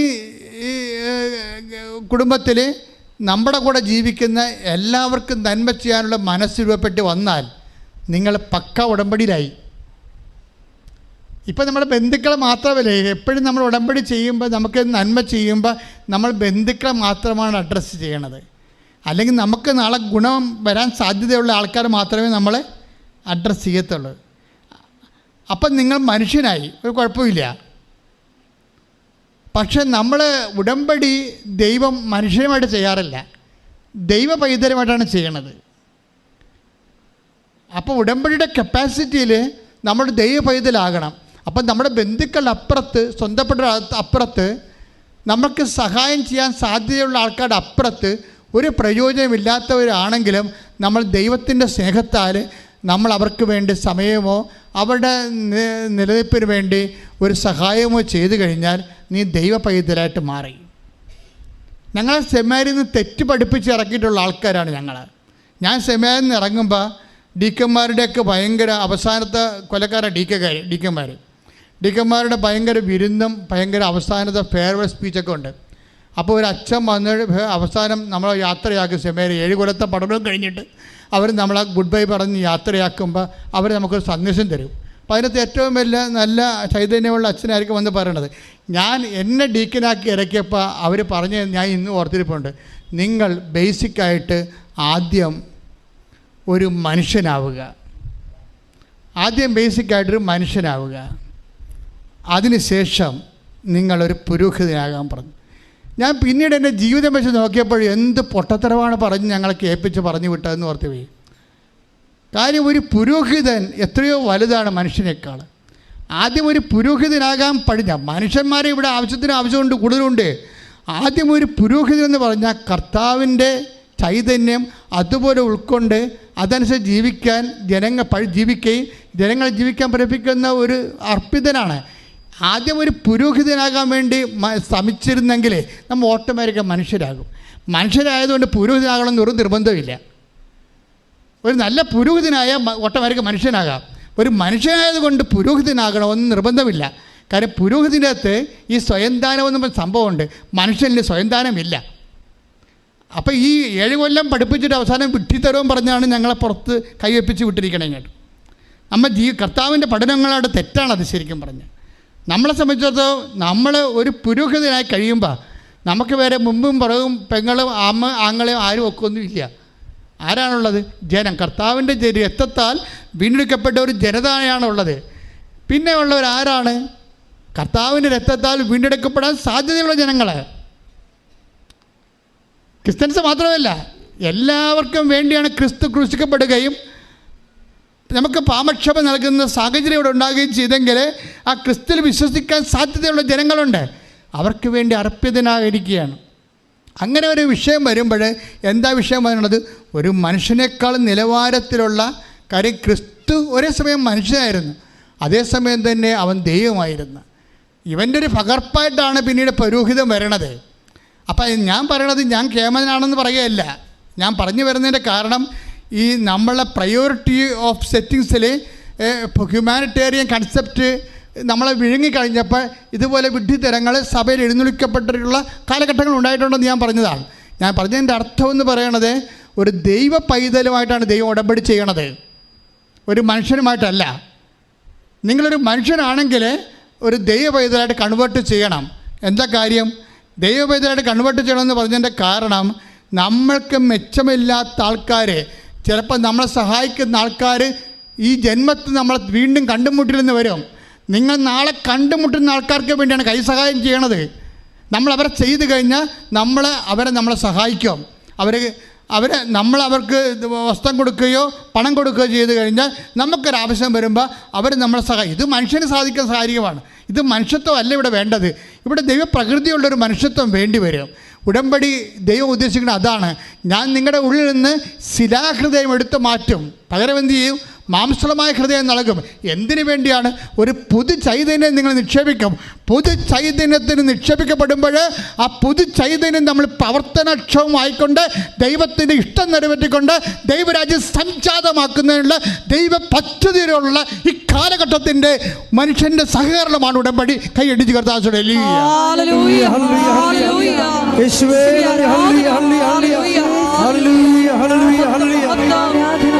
ഉടമ്പടി പൊതു പൗരോഹിത്യത്തിലേക്കുള്ള വിളിയാണെന്ന തിരിച്ചറിവ് ഞങ്ങൾക്ക് ഓരോരുത്തർക്കും നൽകണമേ. ഹല്ലേലൂയ. യേശുവേ ആരാധന. ആരാധന ആരാധന യേശുനാഥ.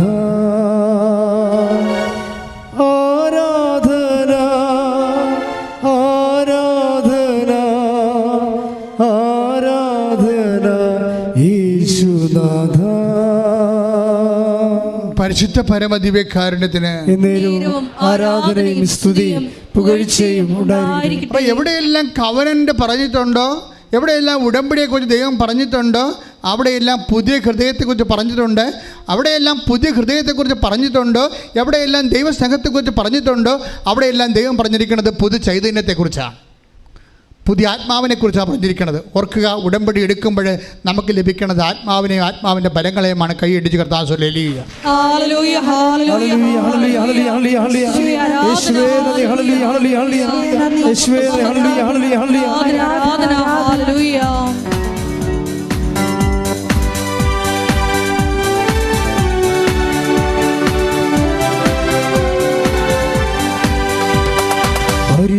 പരിശുദ്ധാത്മാവേ ശക്തി പകർന്നിടണേ. പരിശുദ്ധാത്മാവേ ശക്തി പകർന്നിടണേ. അവിടുത്തെ ബലം നമുക്കാവശ്യമെന്ന് കർത്താവേ നീ അറിയുന്നു. അവിടുത്തെ ബലം നമുക്കാവശ്യമെന്ന് കർത്താവേ നീ അറിയുന്നു. പരിശുദ്ധാത്മാവേ ശക്തി പകർന്നിടണേ. പരിശുദ്ധാത്മാവേ ശക്തി പകർന്നിടണേ. പരിശുദ്ധ പരമദിവ്യകാരുണ്യത്തിന് നേരവും ആരാധനയും സ്തുതിയും പുകഴ്ചയും ഉണ്ടായിരിക്കട്ടെ. എൻ്റെ മക്കളെ, ഞാൻ നിങ്ങളോട് ചോദിച്ചതാണ്, നിങ്ങൾ ഉടമ്പടി എടുത്തവരാണെന്ന് നിങ്ങൾക്ക് തോന്നുന്നുണ്ടോ? അങ്ങനെ തോന്നുന്നുണ്ടെങ്കിൽ ദൈവവും നിങ്ങൾ തമ്മിൽ ഉടമ്പടിയിലാണെങ്കിൽ ദൈവത്തിൻ്റെ വചനത്തിൽ വാഗ്ദാനം ചെയ്തിരിക്കുന്ന പോലെ ഒരു പുതിയ ഹൃദയം നിങ്ങൾക്ക് തരുക, നവചൈതന്യം നിങ്ങൾ നിക്ഷേപിക്കുമെന്ന് പറഞ്ഞാൽ ആ നവചൈതന്യമെന്ന് പറയണത് നിങ്ങൾ ചെയ്യുന്ന പ്രവൃത്തികളിൽ നിങ്ങൾക്ക് ഒരു ശരീരത്തിൽ നമുക്കൊരു ടയർഡൊക്കെ തോന്നാം, പക്ഷേ ആത്മാവിന് സന്തോഷം തോന്നണം. ഉടമ്പടി ഫലിച്ചിട്ടുണ്ടെന്ന് എങ്ങനെയാണ്? ചില ആൾക്കാർ പറയും മരുന്ന് പിടിച്ചിട്ടുണ്ടെന്നാ തോന്നണമെന്ന് പറയത്തില്ലേ? ചില പറയും മരുന്ന് കഴിച്ച് കഴിയുമ്പോൾ പറയും മരുന്ന് പിടിച്ചിട്ടുണ്ടെന്നാണ് തോന്നണത്. അതുപോലെ ഉടമ്പടി പിടിച്ചിട്ടുണ്ടെന്നാ തോന്നണത്. ആ തോന്നൽ എങ്ങനെ ഉണ്ടാകും? നിങ്ങൾ ചെയ്യുന്ന പ്രവൃത്തികളിൽ നിങ്ങൾക്ക് സന്തോഷം തോന്നണം. ഒരുപക്ഷെ ശരീരത്തിന് വേദനയായിരിക്കും തോന്നണത്, ശരീരത്തിന് വേദനയായിരിക്കും, കാശ് നഷ്ടമാണ്, ഉള്ളിൻ്റെ ഉള്ളിൽ സന്തോഷം തോന്നുന്നുണ്ടോ എങ്കിൽ ഉടമ്പടി പിടിച്ചിട്ടുണ്ട്. പറഞ്ഞ മനസ്സിലായില്ലേ? നിങ്ങൾ ശരീരത്തിന് വേദന, കാശ് നട്ടവും ധനനട്ടമൊക്കെ വന്നിട്ടുണ്ട്, നമ്മുടെ മനസ്സിൽ സന്തോഷവും ഇല്ലെന്നുണ്ടെങ്കിൽ പറഞ്ഞതുപോലെ ചെയ്തിട്ടുണ്ട് എന്നൊക്കെ പറഞ്ഞുകൊണ്ട് ഇങ്ങനെ വരികയല്ലേ? അങ്ങനെ പറഞ്ഞ് ഉടമ്പടി പിടിച്ചിട്ടില്ല. ദൈവസ്നേഹമല്ല, അത് മനുഷ്യാരൂപിയിലാണ്, ജഡാരൂപിയിലാണ് ചെയ്തിരിക്കുന്നത്. ജഡാരൂപിയിൽ നിങ്ങൾക്ക് ഉടമ്പടിയൊക്കെ ചെയ്യാൻ പറ്റുമോ? എന്താ പ്രശ്നം? ദൈവാരൂപി ചെയ്യണമെങ്കിൽ സന്തോഷമുണ്ടാകും.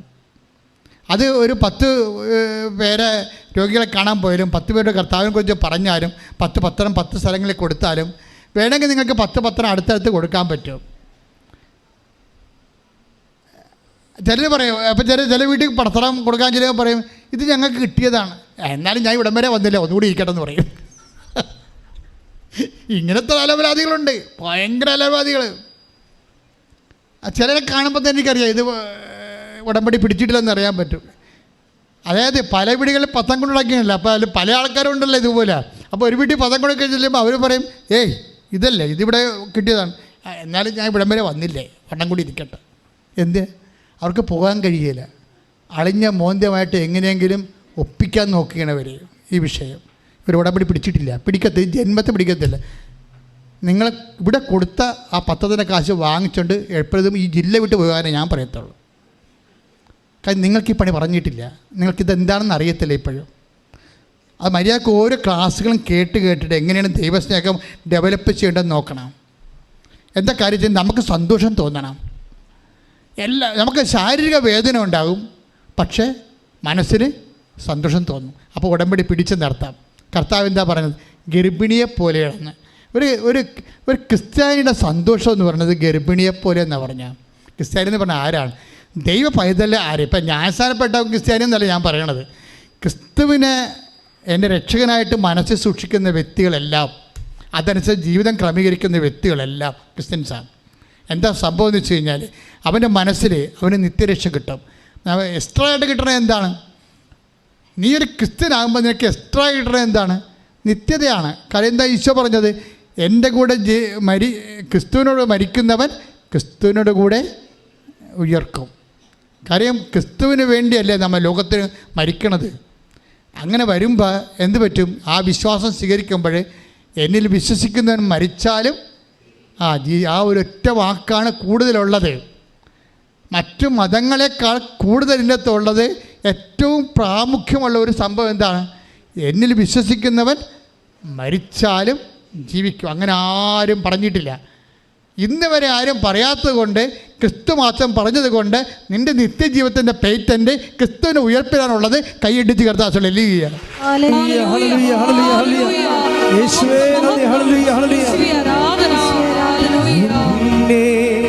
നിത്യതയോടടുപ്പിക്കുന്ന എല്ലാ അനുഭവങ്ങൾക്കും നന്ദി. എന്നെ നല്ല ശിഷ്യനാക്കിയിടുന്ന എല്ലാ തോൽവികൾക്കും നാഥാ നന്ദി. എന്നെ നിത്യതയോടടുപ്പിക്കുന്ന എല്ലാ അനുഭവങ്ങൾക്കും നന്ദി.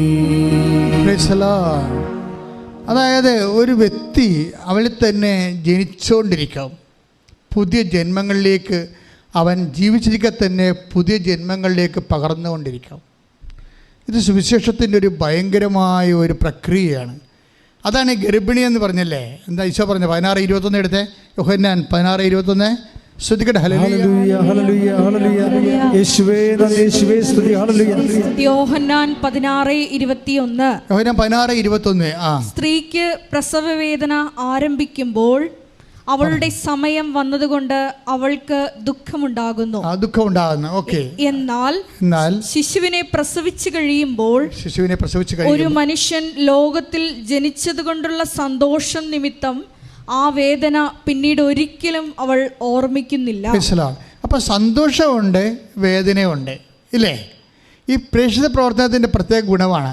അതായത് നമ്മൾക്ക് ശാരീരികം, ഇപ്പോൾ ഒരു സ്ഥലത്ത് നടന്നു പോയി നമ്മൾ പത്രം കൊടുക്കണം, ഒരു ആശുപത്രിയിൽ പോയി രോഗികളെ കാണണം, ഇല്ലേ? അപ്പോൾ കയ്യിൽ നിന്ന് ചിലപ്പോൾ കയ്യിലുള്ള കാശും ബസ് കാശും ഒഴിച്ച് ബാക്കിയുള്ള അവർക്ക് കൊടുക്കുകയും ചെയ്യേണ്ടി വരും. അപ്പോൾ നമുക്ക് നഷ്ടമാണ്. അപ്പോൾ ശാരീരിക നഷ്ടമാണ്. പക്ഷേ ആ സമയം തന്നെ നമുക്ക് മനസ്സിൽ സന്തോഷം തോന്നണം. സന്തോഷം തോന്നാത്ത ആൾക്കാരുണ്ട്. അവർ ചെയ്യണത് ടെക്നിക്കലായിട്ടുള്ള ജോലിയാണ്, പ്രേക്ഷിത പ്രവർത്തനം അല്ല അത്. അതായത് ഗർഭിണികളെ പോലെയാണ്. ഗർഭിണികൾക്ക് എന്താ സംഭവിക്കണത്? അവർ പ്രസവിക്കുമ്പോൾ അവർക്ക് ആ പ്രസവ വേദന ഉണ്ട്, പക്ഷേ കുട്ടിയുടെ കാര്യം ഓർക്കുമ്പോൾ സന്തോഷമുണ്ട്. കർത്താവ് ഒറ്റ സെമിലിയാണ് ഉപയോഗിച്ചിരിക്കണത്. അത് തന്നെ നമുക്കുള്ളത്. നമ്മൾ ജോലി ചെയ്യുമ്പോൾ, കർത്താവിന് വേണ്ടി പ്രവർത്തനങ്ങൾ ചെയ്യുമ്പോൾ നമുക്ക് സങ്കടമോ വിഷമമൊക്കെ ഉണ്ടാവും. പക്ഷെ ക്രിസ്തുവിന് വേണ്ടിയാണല്ലോ എന്ന് ഓർക്കുമ്പോൾ നമുക്ക് സന്തോഷമുണ്ടാകും.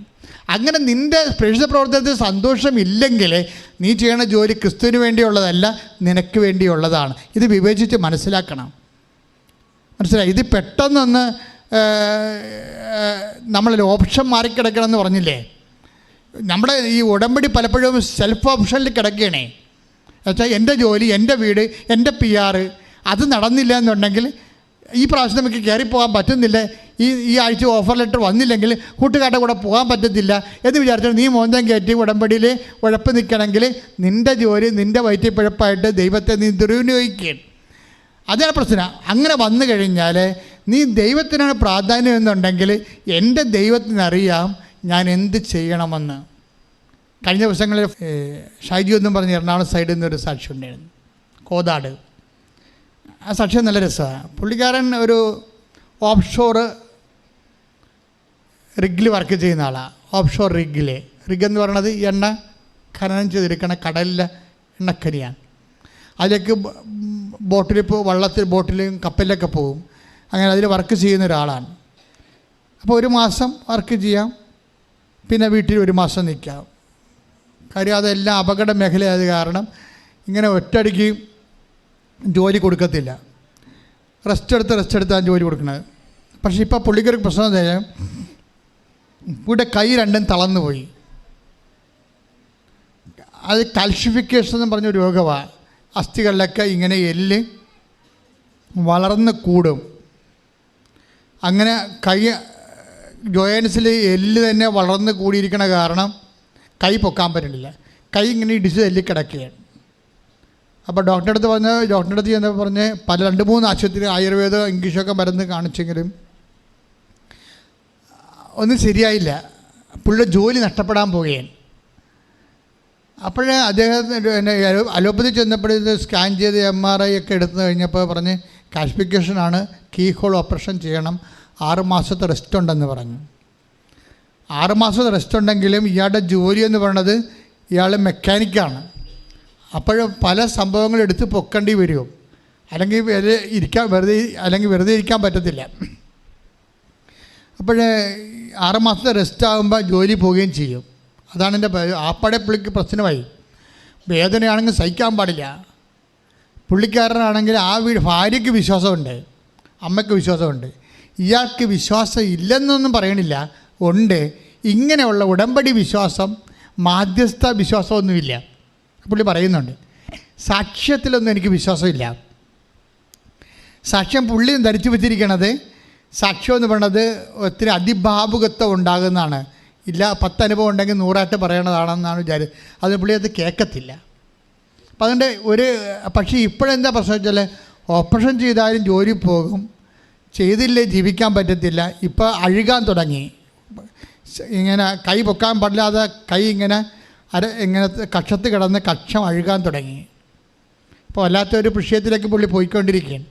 അപ്പോൾ രാത്രി വേദന കൂടിയപ്പോൾ ഡോക്ടർ 3 ആഴ്ച കഴിഞ്ഞാണ് ഓപ്പറേഷൻ പറയണത്. അപ്പോൾ രാത്രി വേദന കൂടിയപ്പോൾ പുള്ളിക്കാരെന്ന് പറഞ്ഞ് നാളെ ഓപ്പറേഷൻ ചെയ്തെങ്കിൽ അത്രയും മതിയായിരുന്നു, സഹിക്കാൻ പറ്റാത്ത വേദനയെന്ന് പറഞ്ഞ്. അപ്പോൾ ഒരു മാർഗ്ഗമില്ല. അപ്പോൾ അവിടെ മേശപ്പുറത്ത് കൊന്ത ഇരിപ്പുണ്ട്. പുള്ളി കൊന്ത കയറി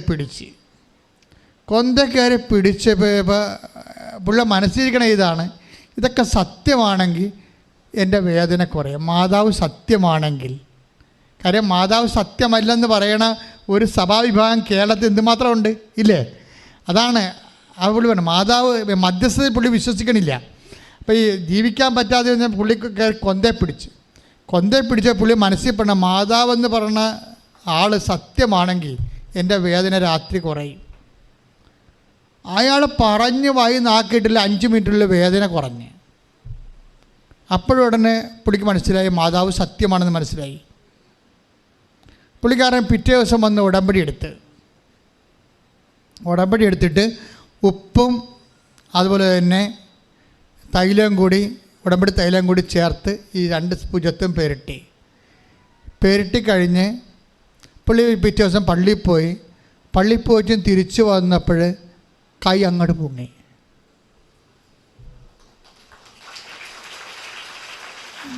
കൈ പൊങ്ങിയപ്പോൾ പുള്ളിക്കാരൻ പറഞ്ഞത്, ഡോക്ടർ പറഞ്ഞിരിക്കണത്, ഡോക്ടറിൻ്റെ അടുത്ത് ചെയ്യുന്നത്, ഡോക്ടർ പറഞ്ഞപ്പോൾ ഒരു മുസ്ലിം ഡോക്ടറാണ്, ഇത് അത്ഭുതമായിരിക്കണമല്ല എന്ന് പറഞ്ഞ്.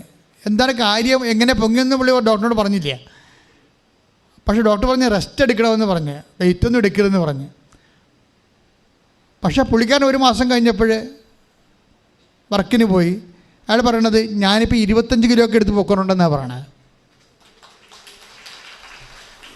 അതെന്ന് വെച്ചാൽ നമ്മൾ അയാളുടെ വിശ്വാസം എന്ന വരെ കണ്ടില്ലേ, അയാൾക്ക് 0 ഫെയ്ത്താണ്.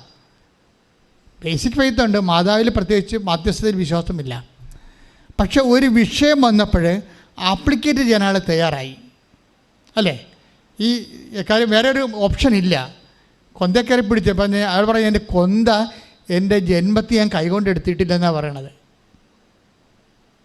പക്ഷേ ഇപ്പോൾ കൊന്ത കഴുത്തിട്ടുണ്ട് നടക്കുകയാണ്.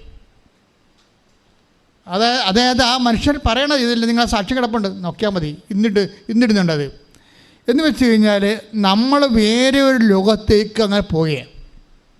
ദൈവം നമ്മളെ കൈ പിടിച്ചുകൊണ്ട് പോവുകയാണ്. ഇപ്പം ഞാൻ മാതാവിനെക്കുറിച്ചൊക്കെ പറയുമ്പോൾ നിങ്ങൾ ചിലരൊക്കെ പറയും, എൻ്റെ സഭാധികാരി തന്നെ ചില സമയത്ത് പറഞ്ഞിട്ടുണ്ട് എന്നോട്, ഇത് മരിയൻ ഡിവോഷനാണ്, ഓവറായിട്ട് പ്രൊമോട്ട് ചെയ്യണമെന്ന് പറയും. ചില അച്ഛന്മാരൊക്കെ പറഞ്ഞാൽ മരിയൻ ഡിവോഷനാണ്, ഓവറായിട്ട് പ്രൊമോട്ട് ചെയ്യണമെന്ന്. എന്താ പ്രശ്നമെന്ന് വെച്ച് കഴിഞ്ഞാൽ, ഞാൻ മാതാവിനെ പ്രൊമോട്ട് ചെയ്യുകയല്ല, മാതാവിനെ ആരും പ്രൊമോട്ട് ചെയ്യേണ്ട ആവശ്യമില്ല, അത് ദൈവം പ്രൊമോട്ട് ചെയ്തോളും. അവർ ദൈവം പ്രൊമോട്ട് ചെയ്തിട്ടാണ് അവർ യേശുവിൻ്റെ അമ്മയായി വന്നിരിക്കുന്നത്, അല്ലാതെ മനുഷ്യന്മാർ പ്രൊമോട്ട് ചെയ്തിട്ടല്ല. പ്രശ്നം അതല്ല വിഷയം വരാൻ പോണത്. ആവശ്യമില്ലാത്ത തെറ്റിദ്ധാരണ ആർക്കും ഉണ്ടാകേണ്ട ഒരു കഥയുമില്ല അതിൻ്റെ അകത്ത്. എന്താ വിഷയം? ഞാനൊരു കാര്യം ചെയ്യട്ടെ. ഇപ്പോൾ ചക്കാലക്ക പിതാവ് അൾത്താരെ വന്നപ്പോൾ, അത്തങ്ക അൾത്താരെ കൃപായെല്ലാം വന്നപ്പോൾ അമ്മ എന്താ, ഞാൻ കൃപാസനം മാതാവിൻ്റെ സ്വരം കേട്ടു, അമ്മ എന്നോട് പറഞ്ഞു ഞാൻ നിനക്ക് വേണ്ടി കാത്തിരിക്കുകയാണ്. അതിന് പകരം അമ്മ പറഞ്ഞില്ല, കർത്താവാണ് പറഞ്ഞതെന്ന് എനിക്ക് പറയാൻ പറ്റുമോ? അമ്മയല്ലേ പറഞ്ഞത്. അപ്പം മരിയൻ നമ്മളെപ്പോഴും മനസ്സിലാക്കേണ്ട വിധം ദൈവ പദ്ധതിയിലുള്ളതാണ് അമ്മ. നമ്മളുടെ മാധ്യസ്ഥമായിട്ടും മാതൃകയായിട്ടും നമ്മൾ ക്രിസ്തുവിന് വേണ്ടി ജീവിക്കാൻ വേണ്ടി, ദൈവരാജ്യത്തിൻ്റെ പ്രവർത്തനത്തിന് വേണ്ടി ക്രിസ്തുവിനെ ഒരാൾ സ്വീകരിച്ചാൽ അയാൾ എങ്ങനെ ഇരിക്കും, അയാളുടെ ജീവിതം അത് പ്രായോഗികമാണോ, ഈ ലോകത്തോട് ക്രിസ്തീയ ജീവിതം പ്രായോഗികമാണെന്ന് പറഞ്ഞ ആദ്യത്തെയും ഏറ്റവും സമ്പൂർണ്ണമായ വ്യക്തിത്വമാണ് പരിശുദ്ധമ്മ എന്ന് പറഞ്ഞാൽ അത് പ്രൊമോട്ട് ചെയ്യണം മരിയൻ ഡിവോഷൻ അല്ല. കറക്റ്റ് കർത്താവിനെക്കുറിച്ചുള്ള ദൈവിക പദ്ധതിയാണ് മാതാവിലൂടെ നമ്മളെ വെളിച്ചത്ത് കൊണ്ടുവന്നിട്ട് ആ മനുഷ്യൻ തന്നെ കയറി പിടിക്കണം. എന്താണ്? കൊന്ത കയറി പിടിച്ചിട്ട് പറയുന്നത് എന്താണ്? മാതാവ് സത്യമാണെങ്കിൽ ഇപ്പം എൻ്റെ വേദന കുറയും. അപ്പോഴെന്താണ് ദൈവം പറഞ്ഞത്? മാതാവ് സത്യമാണ്, ഇനി നീ കാണാൻ പോണ പൂരം വേറെയാണെന്ന് പറയും. സെക്കൻഡുകൾക്കുള്ളല്ലേ ജീവിതം മാറി. ജോലി പോകുമെന്ന് പറഞ്ഞ ആൾ, റെസ്റ്റ് എടുക്കണമെന്ന് പറഞ്ഞ ആൾ, 6 മാസം കഴിഞ്ഞാലും വെയിറ്റ് എടുക്കാൻ പറ്റുമെന്ന് പറഞ്ഞ ആൾ പുഷ്പം പോലെ വേലയെടുത്ത് നടക്കണം. എന്താണ്? ദൈവം അമ്മയെ മഹത്വപ്പെടുത്തുന്നു. ആർക്ക് വേണ്ടി? ക്രിസ്തുവിനെ നമ്മൾ സ്വീകരിക്കാൻ വേണ്ടി. ഇവിടെ നടക്കണത് മരിയൻ ഡിവോഷൻ അല്ല. പിന്നെന്താ നടക്കണത്? മരിയൻ ലൈഫ് സ്റ്റൈലാണ്. ഉടമ്പടിയിലൂടെ അവൻ പറയണ പോലെ നമ്മൾ ചെയ്യണം. മാതാവിൻ്റെ മധ്യസ്ഥതയിലെ അതെന്താണ്? മരിയൻ ലൈഫ് സ്റ്റൈലാണ്. അതായത് മാതാവിൻ്റെ ജീവിത രീതി നമ്മൾ അനുവർത്തിച്ചുകൊണ്ട് ദൈവരാജ്യത്തിന് വേണ്ടി പ്രവർത്തിക്കുന്ന ഒരു സമൂഹം ദൈവത്തിനെ സാക്ഷ്യപ്പെടുത്തിക്കൊണ്ട് മരിയൻ മധ്യസ്ഥതയിലെ ദൈവരാജ്യത്തിലെ ആയിരിക്കുന്ന വലിയൊരു അവസ്ഥയാണ് നമ്മൾ ഉടമ്പടിയിലൂടെ ഓരോ ദിവസം കണ്ടുകൊണ്ടിരിക്കുന്നത്. ഉടമ്പടി എടുത്തിരിക്കുന്നവർ പരിശുദ്ധ അമ്മയിലൂടെ ക്രിസ്തുവാണ് നിങ്ങളെ വിളിച്ചിരിക്കുന്നത്.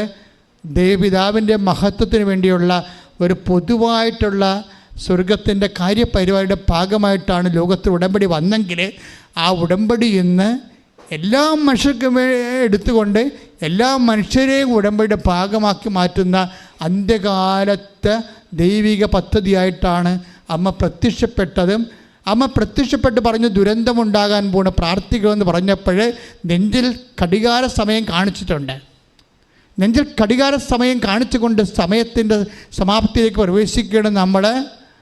അതുകൊണ്ട് തന്നെ ഇനി ദുരന്തത്തിൻ്റെ കാലങ്ങളുണ്ടാകും, പതറരുത്, പ്രാർത്ഥനയാണ് മെച്ചമെന്ന് പറഞ്ഞുകൊണ്ട് ദൈവം അമ്മയോട് പറഞ്ഞിട്ട് അമ്മയാണ് നമ്മുടെ മധ്യസ്ഥയായിട്ട് വെച്ചിരിക്കുന്നത്.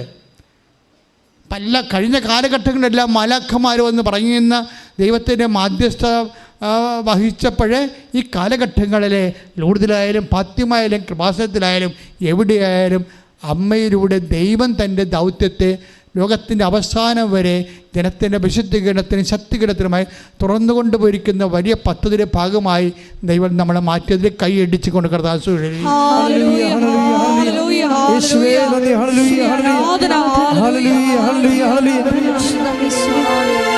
അവൻ പറയുന്നത് ചെയ്തിടുകിൽ ജീവിതം ധന്യമായി തീർന്നിടും. അവൻ പറയുന്നത് ചെയ്തിടുകിൽ ജീവിതം ധന്യമായി തീർന്നിടും. വാഗ്ദാനം പേടകമേ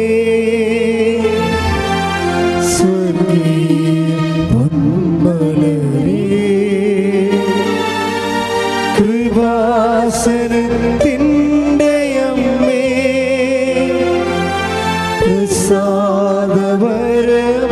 പ്രസാദപരമാതാവേ. എല്ലാവരും എഴുന്നേൽക്കുക, കുറച്ചു നേരം സ്തുതിക്കട്ടെ. ഹല്ലേലൂയ ഹല്ലേലൂയ ഹല്ലേലൂയ ഹല്ലേലൂയ ഹല്ലേലൂയ. യേശുവേ നന്ദി. ഹല്ലേലൂയ ഹല്ലേലൂയ ഹല്ലേലൂയ ഹല്ലേലൂയ. യേശുവേ ആരാധന. വലിയ വചന വെളിപാടുകൾക്ക് നന്ദി പറയുന്നു. യേശുവേ ഞങ്ങളെ മരിയൻ പോരാളികളാക്കി മാറ്റണമേ എന്ന് പ്രാർത്ഥിക്കുന്നു. ഹല്ലേലൂയ ഹല്ലേലൂയ. യേശുവേ ആരാധന. ഹല്ലേലൂയ ഹല്ലേലൂയ. യേശുവേ മരിയൻ ആധ്യാത്മികതയെ പൂർണ്ണമായി പിൻചൊല്ലുവാൻ ഈ ഉടമ്പടി ആരാധനയിലൂടെ ഞങ്ങളെ ഓരോരുത്തരെയും അഭിഷേകം ചെയ്യണമേ എന്ന് പ്രാർത്ഥിക്കുന്നു. മഹത്വം മഹത്വം. ആരാധന. ഹല്ലേലൂയ ഹല്ലേലൂയ. യേശുവേ ആരാധന. ഹല്ലേലൂയ ഹല്ലേലൂയ. മഹത്വം മഹത്വം. ആരാധന ആരാധന. ഹല്ലേലൂയ ഹല്ലേലൂയ. യേശുവേ നന്ദി. യേശുവേ ആരാധന. ഹല്ലേലൂയ ഹല്ലേലൂയ. മഹത്വം മഹത്വം. ആരാധന ആരാധന. ഹല്ലേലൂയ. പുതിയൊരു ജനനം നൽകും പരിശുദ്ധാത്മാവേ, പുതിയൊരു ശക്തിയിലുണരാ കൃപ ചൊരിയണമേ. പരിശുദ്ധാത്മാവേ ഞങ്ങളിൽ നിറയണമേ. നിറഞ്ഞു കവിയണമേ. നിറഞ്ഞു കവിയണമേ. കവിഞ്ഞൊഴുകണമേ. പരിശുദ്ധാത്മാവേ ഞങ്ങളിൽ നിറയണമേ. നിറഞ്ഞു കവിയണമേ. കവിഞ്ഞൊഴുകണമേ. ശക്തമായി കരടിച്ച് ചിറവുയർത്തി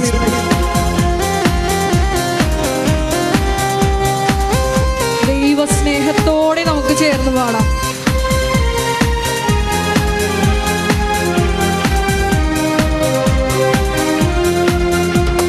പുതിയൊരു ജനനം നൽകും പരിശുദ്ധാത്മാവേ, പുതിയൊരു ശക്തിയിലുണരാ കൃപ ചൊരിയണമേ. ശക്തിയോടെ പുതിയൊരു ജനനം നൽകും പരിശുദ്ധാത്മാവേ, പുതിയൊരു ശക്തിയിലുണരാ കൃപ ചൊരിയണമേ. കൈകൾ ഉയർത്തി. പരിശുദ്ധാത്മാവേ ഞങ്ങളിൽ നിറയണമേ. നിറഞ്ഞു കവിയണമേ.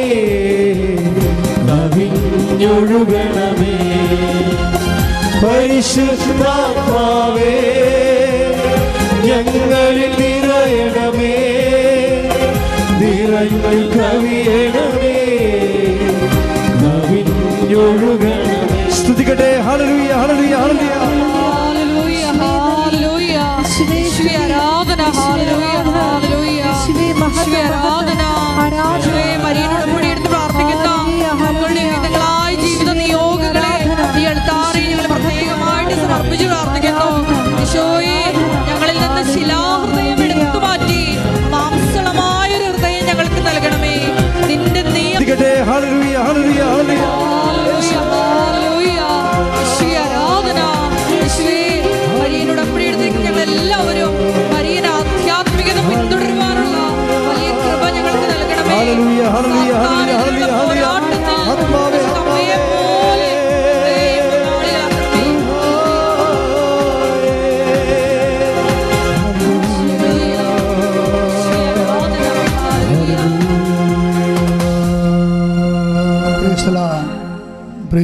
Price the Lord. Lord. രോഗസൗഖ്യ പ്രാർത്ഥനയുടെ സമയമാണ്. രോഗമുള്ളിടത്ത് കൈകൾ വെച്ചുകൊണ്ട് അച്ഛൻ പ്രാർത്ഥിക്കുന്ന സമയം സ്തുതിക്കുകയോ വിശ്വാസപ്രമാണം അറിയാവുന്നവർ വിശ്വാസപ്രമാണം ചൊല്ലുകയോ ചെയ്യണം. 1-2 സ്ഥലത്ത് രോഗമുണ്ടെങ്കിൽ കൈകൾ മാറ്റി മാറ്റി വെക്കാവുന്നതാണ് പ്രാർത്ഥനാ സമയം. ഒറ്റ പ്രാർത്ഥനയേ ഉള്ളൂ, 5 മിനിറ്റ് നേരം. അപ്പോൾ രോഗമുള്ളിടത്ത് കൈകൾ മാറ്റി മാറ്റി വെച്ച് വിശ്വാസപ്രമാണം ആവർത്തിച്ച് ചൊല്ലിക്കൊണ്ട് നിൽക്കണം. കർത്താവേ, ഇതിൻ്റെ വിശുദ്ധ പൗരോഹിത്യത്തെ മഹത്വപ്പെടുത്തുന്ന പ്രാർത്ഥിക്കുന്ന കർത്താവേ, സഭയിലുള്ള സാന്നിധ്യത്തെ പ്രകടമാക്കണമെന്ന് പ്രാർത്ഥിക്കുന്നു. കർത്താവേ, 36 വർഷം ഞാൻ അർപ്പിച്ച കുർബാനയുടെ യോഗ്യതയാൽ സ്തുതിക്കട്ടെ മക്കളെ. ഹല്ലേലൂയ, ഹല്ലേലൂയ, ഹല്ലേലൂയ, ഹല്ലേലൂയ. 36 വർഷം ഞാൻ അർപ്പിച്ച കുർബാനയുടെ യോഗ്യതയാൽ കൃപാസ്ഥാനത്താറെ ജീവനോടെ പ്രത്യക്ഷപ്പെട്ട പരിശുദ്ധ അമ്മയുടെ മാധ്യസ്ഥത്തില് ഓരോ മകൻ്റെ മേലും കർത്താവേ, ഒരു മകളുടെ മേലും കർത്താവേ, നിന്റെ വിശുദ്ധമായ തിരുമുറിവാർന്ന വലതുകരം വെക്കണമെന്ന് പ്രാർത്ഥിക്കുന്നു. കർത്താവിൻ്റെ വിശുദ്ധമായ രക്തം നിങ്ങളുടെ ഉച്ച മുതൽ ഉള്ളംകാല് വരെ എല്ലാ കോശങ്ങളിലും പേശികളിലും അസ്ഥികളിലും അസ്ഥിക്കുഴകളിലും ഞരമ്പുകളിലും ആന്തരിക അവയവങ്ങളിലും കർത്താവിൻ്റെ രക്തം പടരട്ടെ. 36 വർഷം അർപ്പിച്ച കൃപാനയുടെ യോഗ്യതയാൽ കൃപാസ്ഥാനത്താറെ ജീവനോടെ പ്രത്യക്ഷപ്പെട്ട പരിശുദ്ധ അമ്മയുടെ മാധ്യസ്ഥത്താൽ യേശുക്രിസ്തുവിന്റെ നാമത്തിൽ നീ സൗഖ്യം പ്രാപിക്കട്ടെ. ഹല്ലേലൂയ, ഹല്ലേലൂയ, ഹല്ലേലൂയ. എല്ലാ രോഗങ്ങളും സുഖപ്പെട്ടുകൊണ്ട് നാമം മഹത്വപ്പെടുവാൻ കരുണയായിരിക്കണമേ. Hallelujah, hallelujah. ഹരിയിൽ വരേണേ, സദയം തൊടേണേ, സുഖമായിടും എൻ്റെ ഉള്ളം. ഹരിയിൽ വരേണേ, സദയം തൊടേണേ, സുഖമായിടും എൻ്റെ ഉള്ളം. എൻ്റെ പ്രിയപ്പെട്ടവരുടെ ജീവിത ദുരിതങ്ങളും തടസ്സങ്ങളും അത് മാറുന്നതിന് വേണ്ടിയുള്ള ദൈവിക ശാസന പ്രാർത്ഥനയാണ്. ജോലിയില്ലാത്തവർ, വീടില്ലാത്തവർ, വീട് സ്ഥലവുമില്ലാത്തവർ, വഴിയില്ലാത്തവർ, വീട് ജപ്തിയായി പോകാൻ പോകുന്നവർ, സ്ഥലം ജപ്തിയായി പോകാൻ പോകുന്നവർ, വിദേശ ജോലിക്ക് തടസ്സങ്ങളുള്ളവർ, PR കിട്ടാത്തവർ, അതുപോലെ തന്നെ വിവാഹം ഒത്തുവരാത്തവർ, മക്കളില്ലാത്തവർ, മക്കൾ ദുർനടപ്പിൽ തെറ്റായ ബന്ധങ്ങൾ അകപ്പെട്ടു പോയവർ, സാമ്പത്തിക തകർച്ചയുള്ളവർ, സാമ്പത്തിക ബാധ്യത മൂലം ജീവിക്കാൻ പറ്റാതിരിക്കുന്നവർ, ഇൻ്റർവ്യൂവിനും ടെസ്റ്റിനും കഴിഞ്ഞവർ, റിസൾട്ട് പ്രതീക്ഷിക്കുന്നവർ, പുതിയ ഇൻ്റർവ്യൂവും ടെസ്റ്റും കാത്തിരിക്കുന്നവർ, പരീക്ഷ എഴുതാൻ പോകുന്നവർ, പരീക്ഷ എഴുതി കഴിഞ്ഞവർ, റീവാലുവേഷന് കൊടുത്തിട്ടുള്ളവർ, യാത്രയ്ക്ക് ഒരുങ്ങുന്നവർ, അങ്ങനെ ജീവിതത്തിൻ്റെ വ്യത്യസ്തങ്ങളായ മേഖലകളിലെ വിശ്വാസമില്ലാത്ത കുറഞ്ഞ കുടുംബങ്ങൾ, പ്രാർത്ഥിക്കാൻ പറ്റാത്ത മക്കളുള്ളവർ, പലതരത്തിൽ മക്കളെ കൊണ്ട് വിഷമിക്കുന്ന മാതാപിതാക്കന്മാർ എല്ലാവരെയും സമർപ്പിച്ച് പ്രാർത്ഥിക്കുകയാണ്. ഇടിമുഴക്കുമ്പോൾ ശ്രുതികട്ടെ. ഹല്ലേലൂയ, ഹല്ലേലൂയ, ഹല്ലേലൂയ. Lord Jesus Christ, pour out His Spirit, a touch with your fire finger, soak with the precious blood, and authority of the Catholic Church, with the power of Jesus Christ, with the merit of the Holy Priesthood. എൻ്റെ കർത്താവിൻ്റെ ഉന്നതമായ നാമത്തിൽ, സഭയുടെ അധികാരത്തിൽ, കുരിശിൻ്റെ അടയാളത്തിൽ, ദൈവശക്തിയാൽ മാർഗരോഗങ്ങൾ, തീരാവേദികൾ, ജീവിത ദുരിതങ്ങൾ യേശുവിൻ്റെ നാമത്തിൽ, യേശുവിൻ്റെ നാമത്തിൽ, യേശുവിൻ്റെ നാമത്തിൽ മാറിപ്പോകട്ടെ. ഹല്ലേലൂയ, ഹല്ലേലൂയ, ഹല്ലേലൂയ. യേശുവേ നന്ദി. ഹല്ലേലൂയ, ഹല്ലേലൂയ, ഹല്ലേലൂയ. യേശുവേ ആരാധന. വരേണമേ, എന്നിൽ നിറയണമേ, വരേണമേ, സൗഖ്യം നൽകണമേ, വരേണമേ,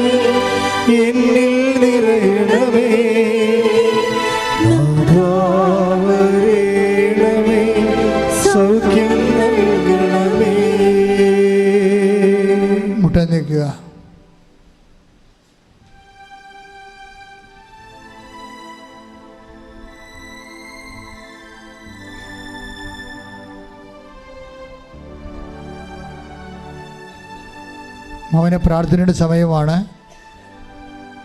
അച്ഛൻ വിട്ടുപോയ വിഷയങ്ങളെ ഇപ്പോൾ പ്രാർത്ഥിക്കുന്ന സമയമാണ്.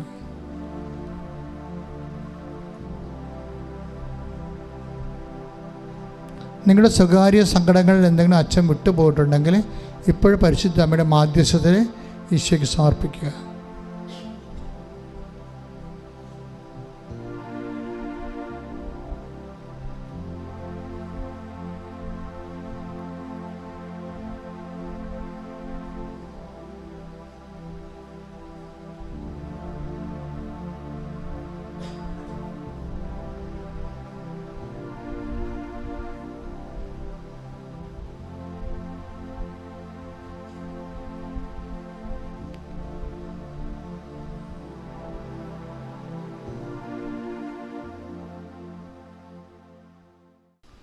മുട്ടയിൽ നിന്ന് ആശീർവാദം സ്വീകരിക്കുക.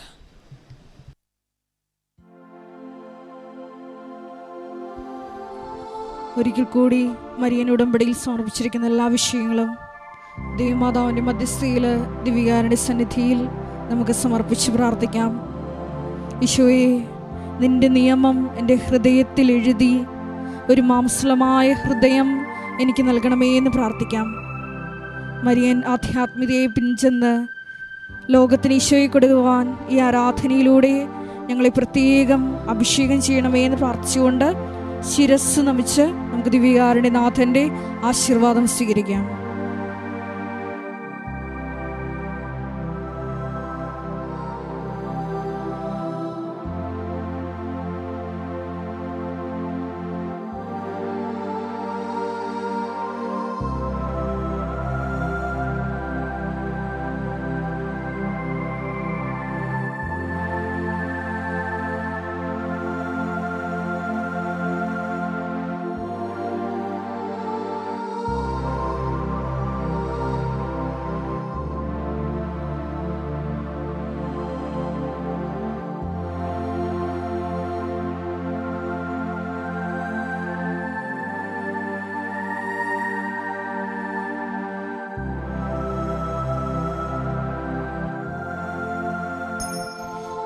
പരിശുദ്ധ പരമമാ ദിവ്യകാരുണ്യമേ,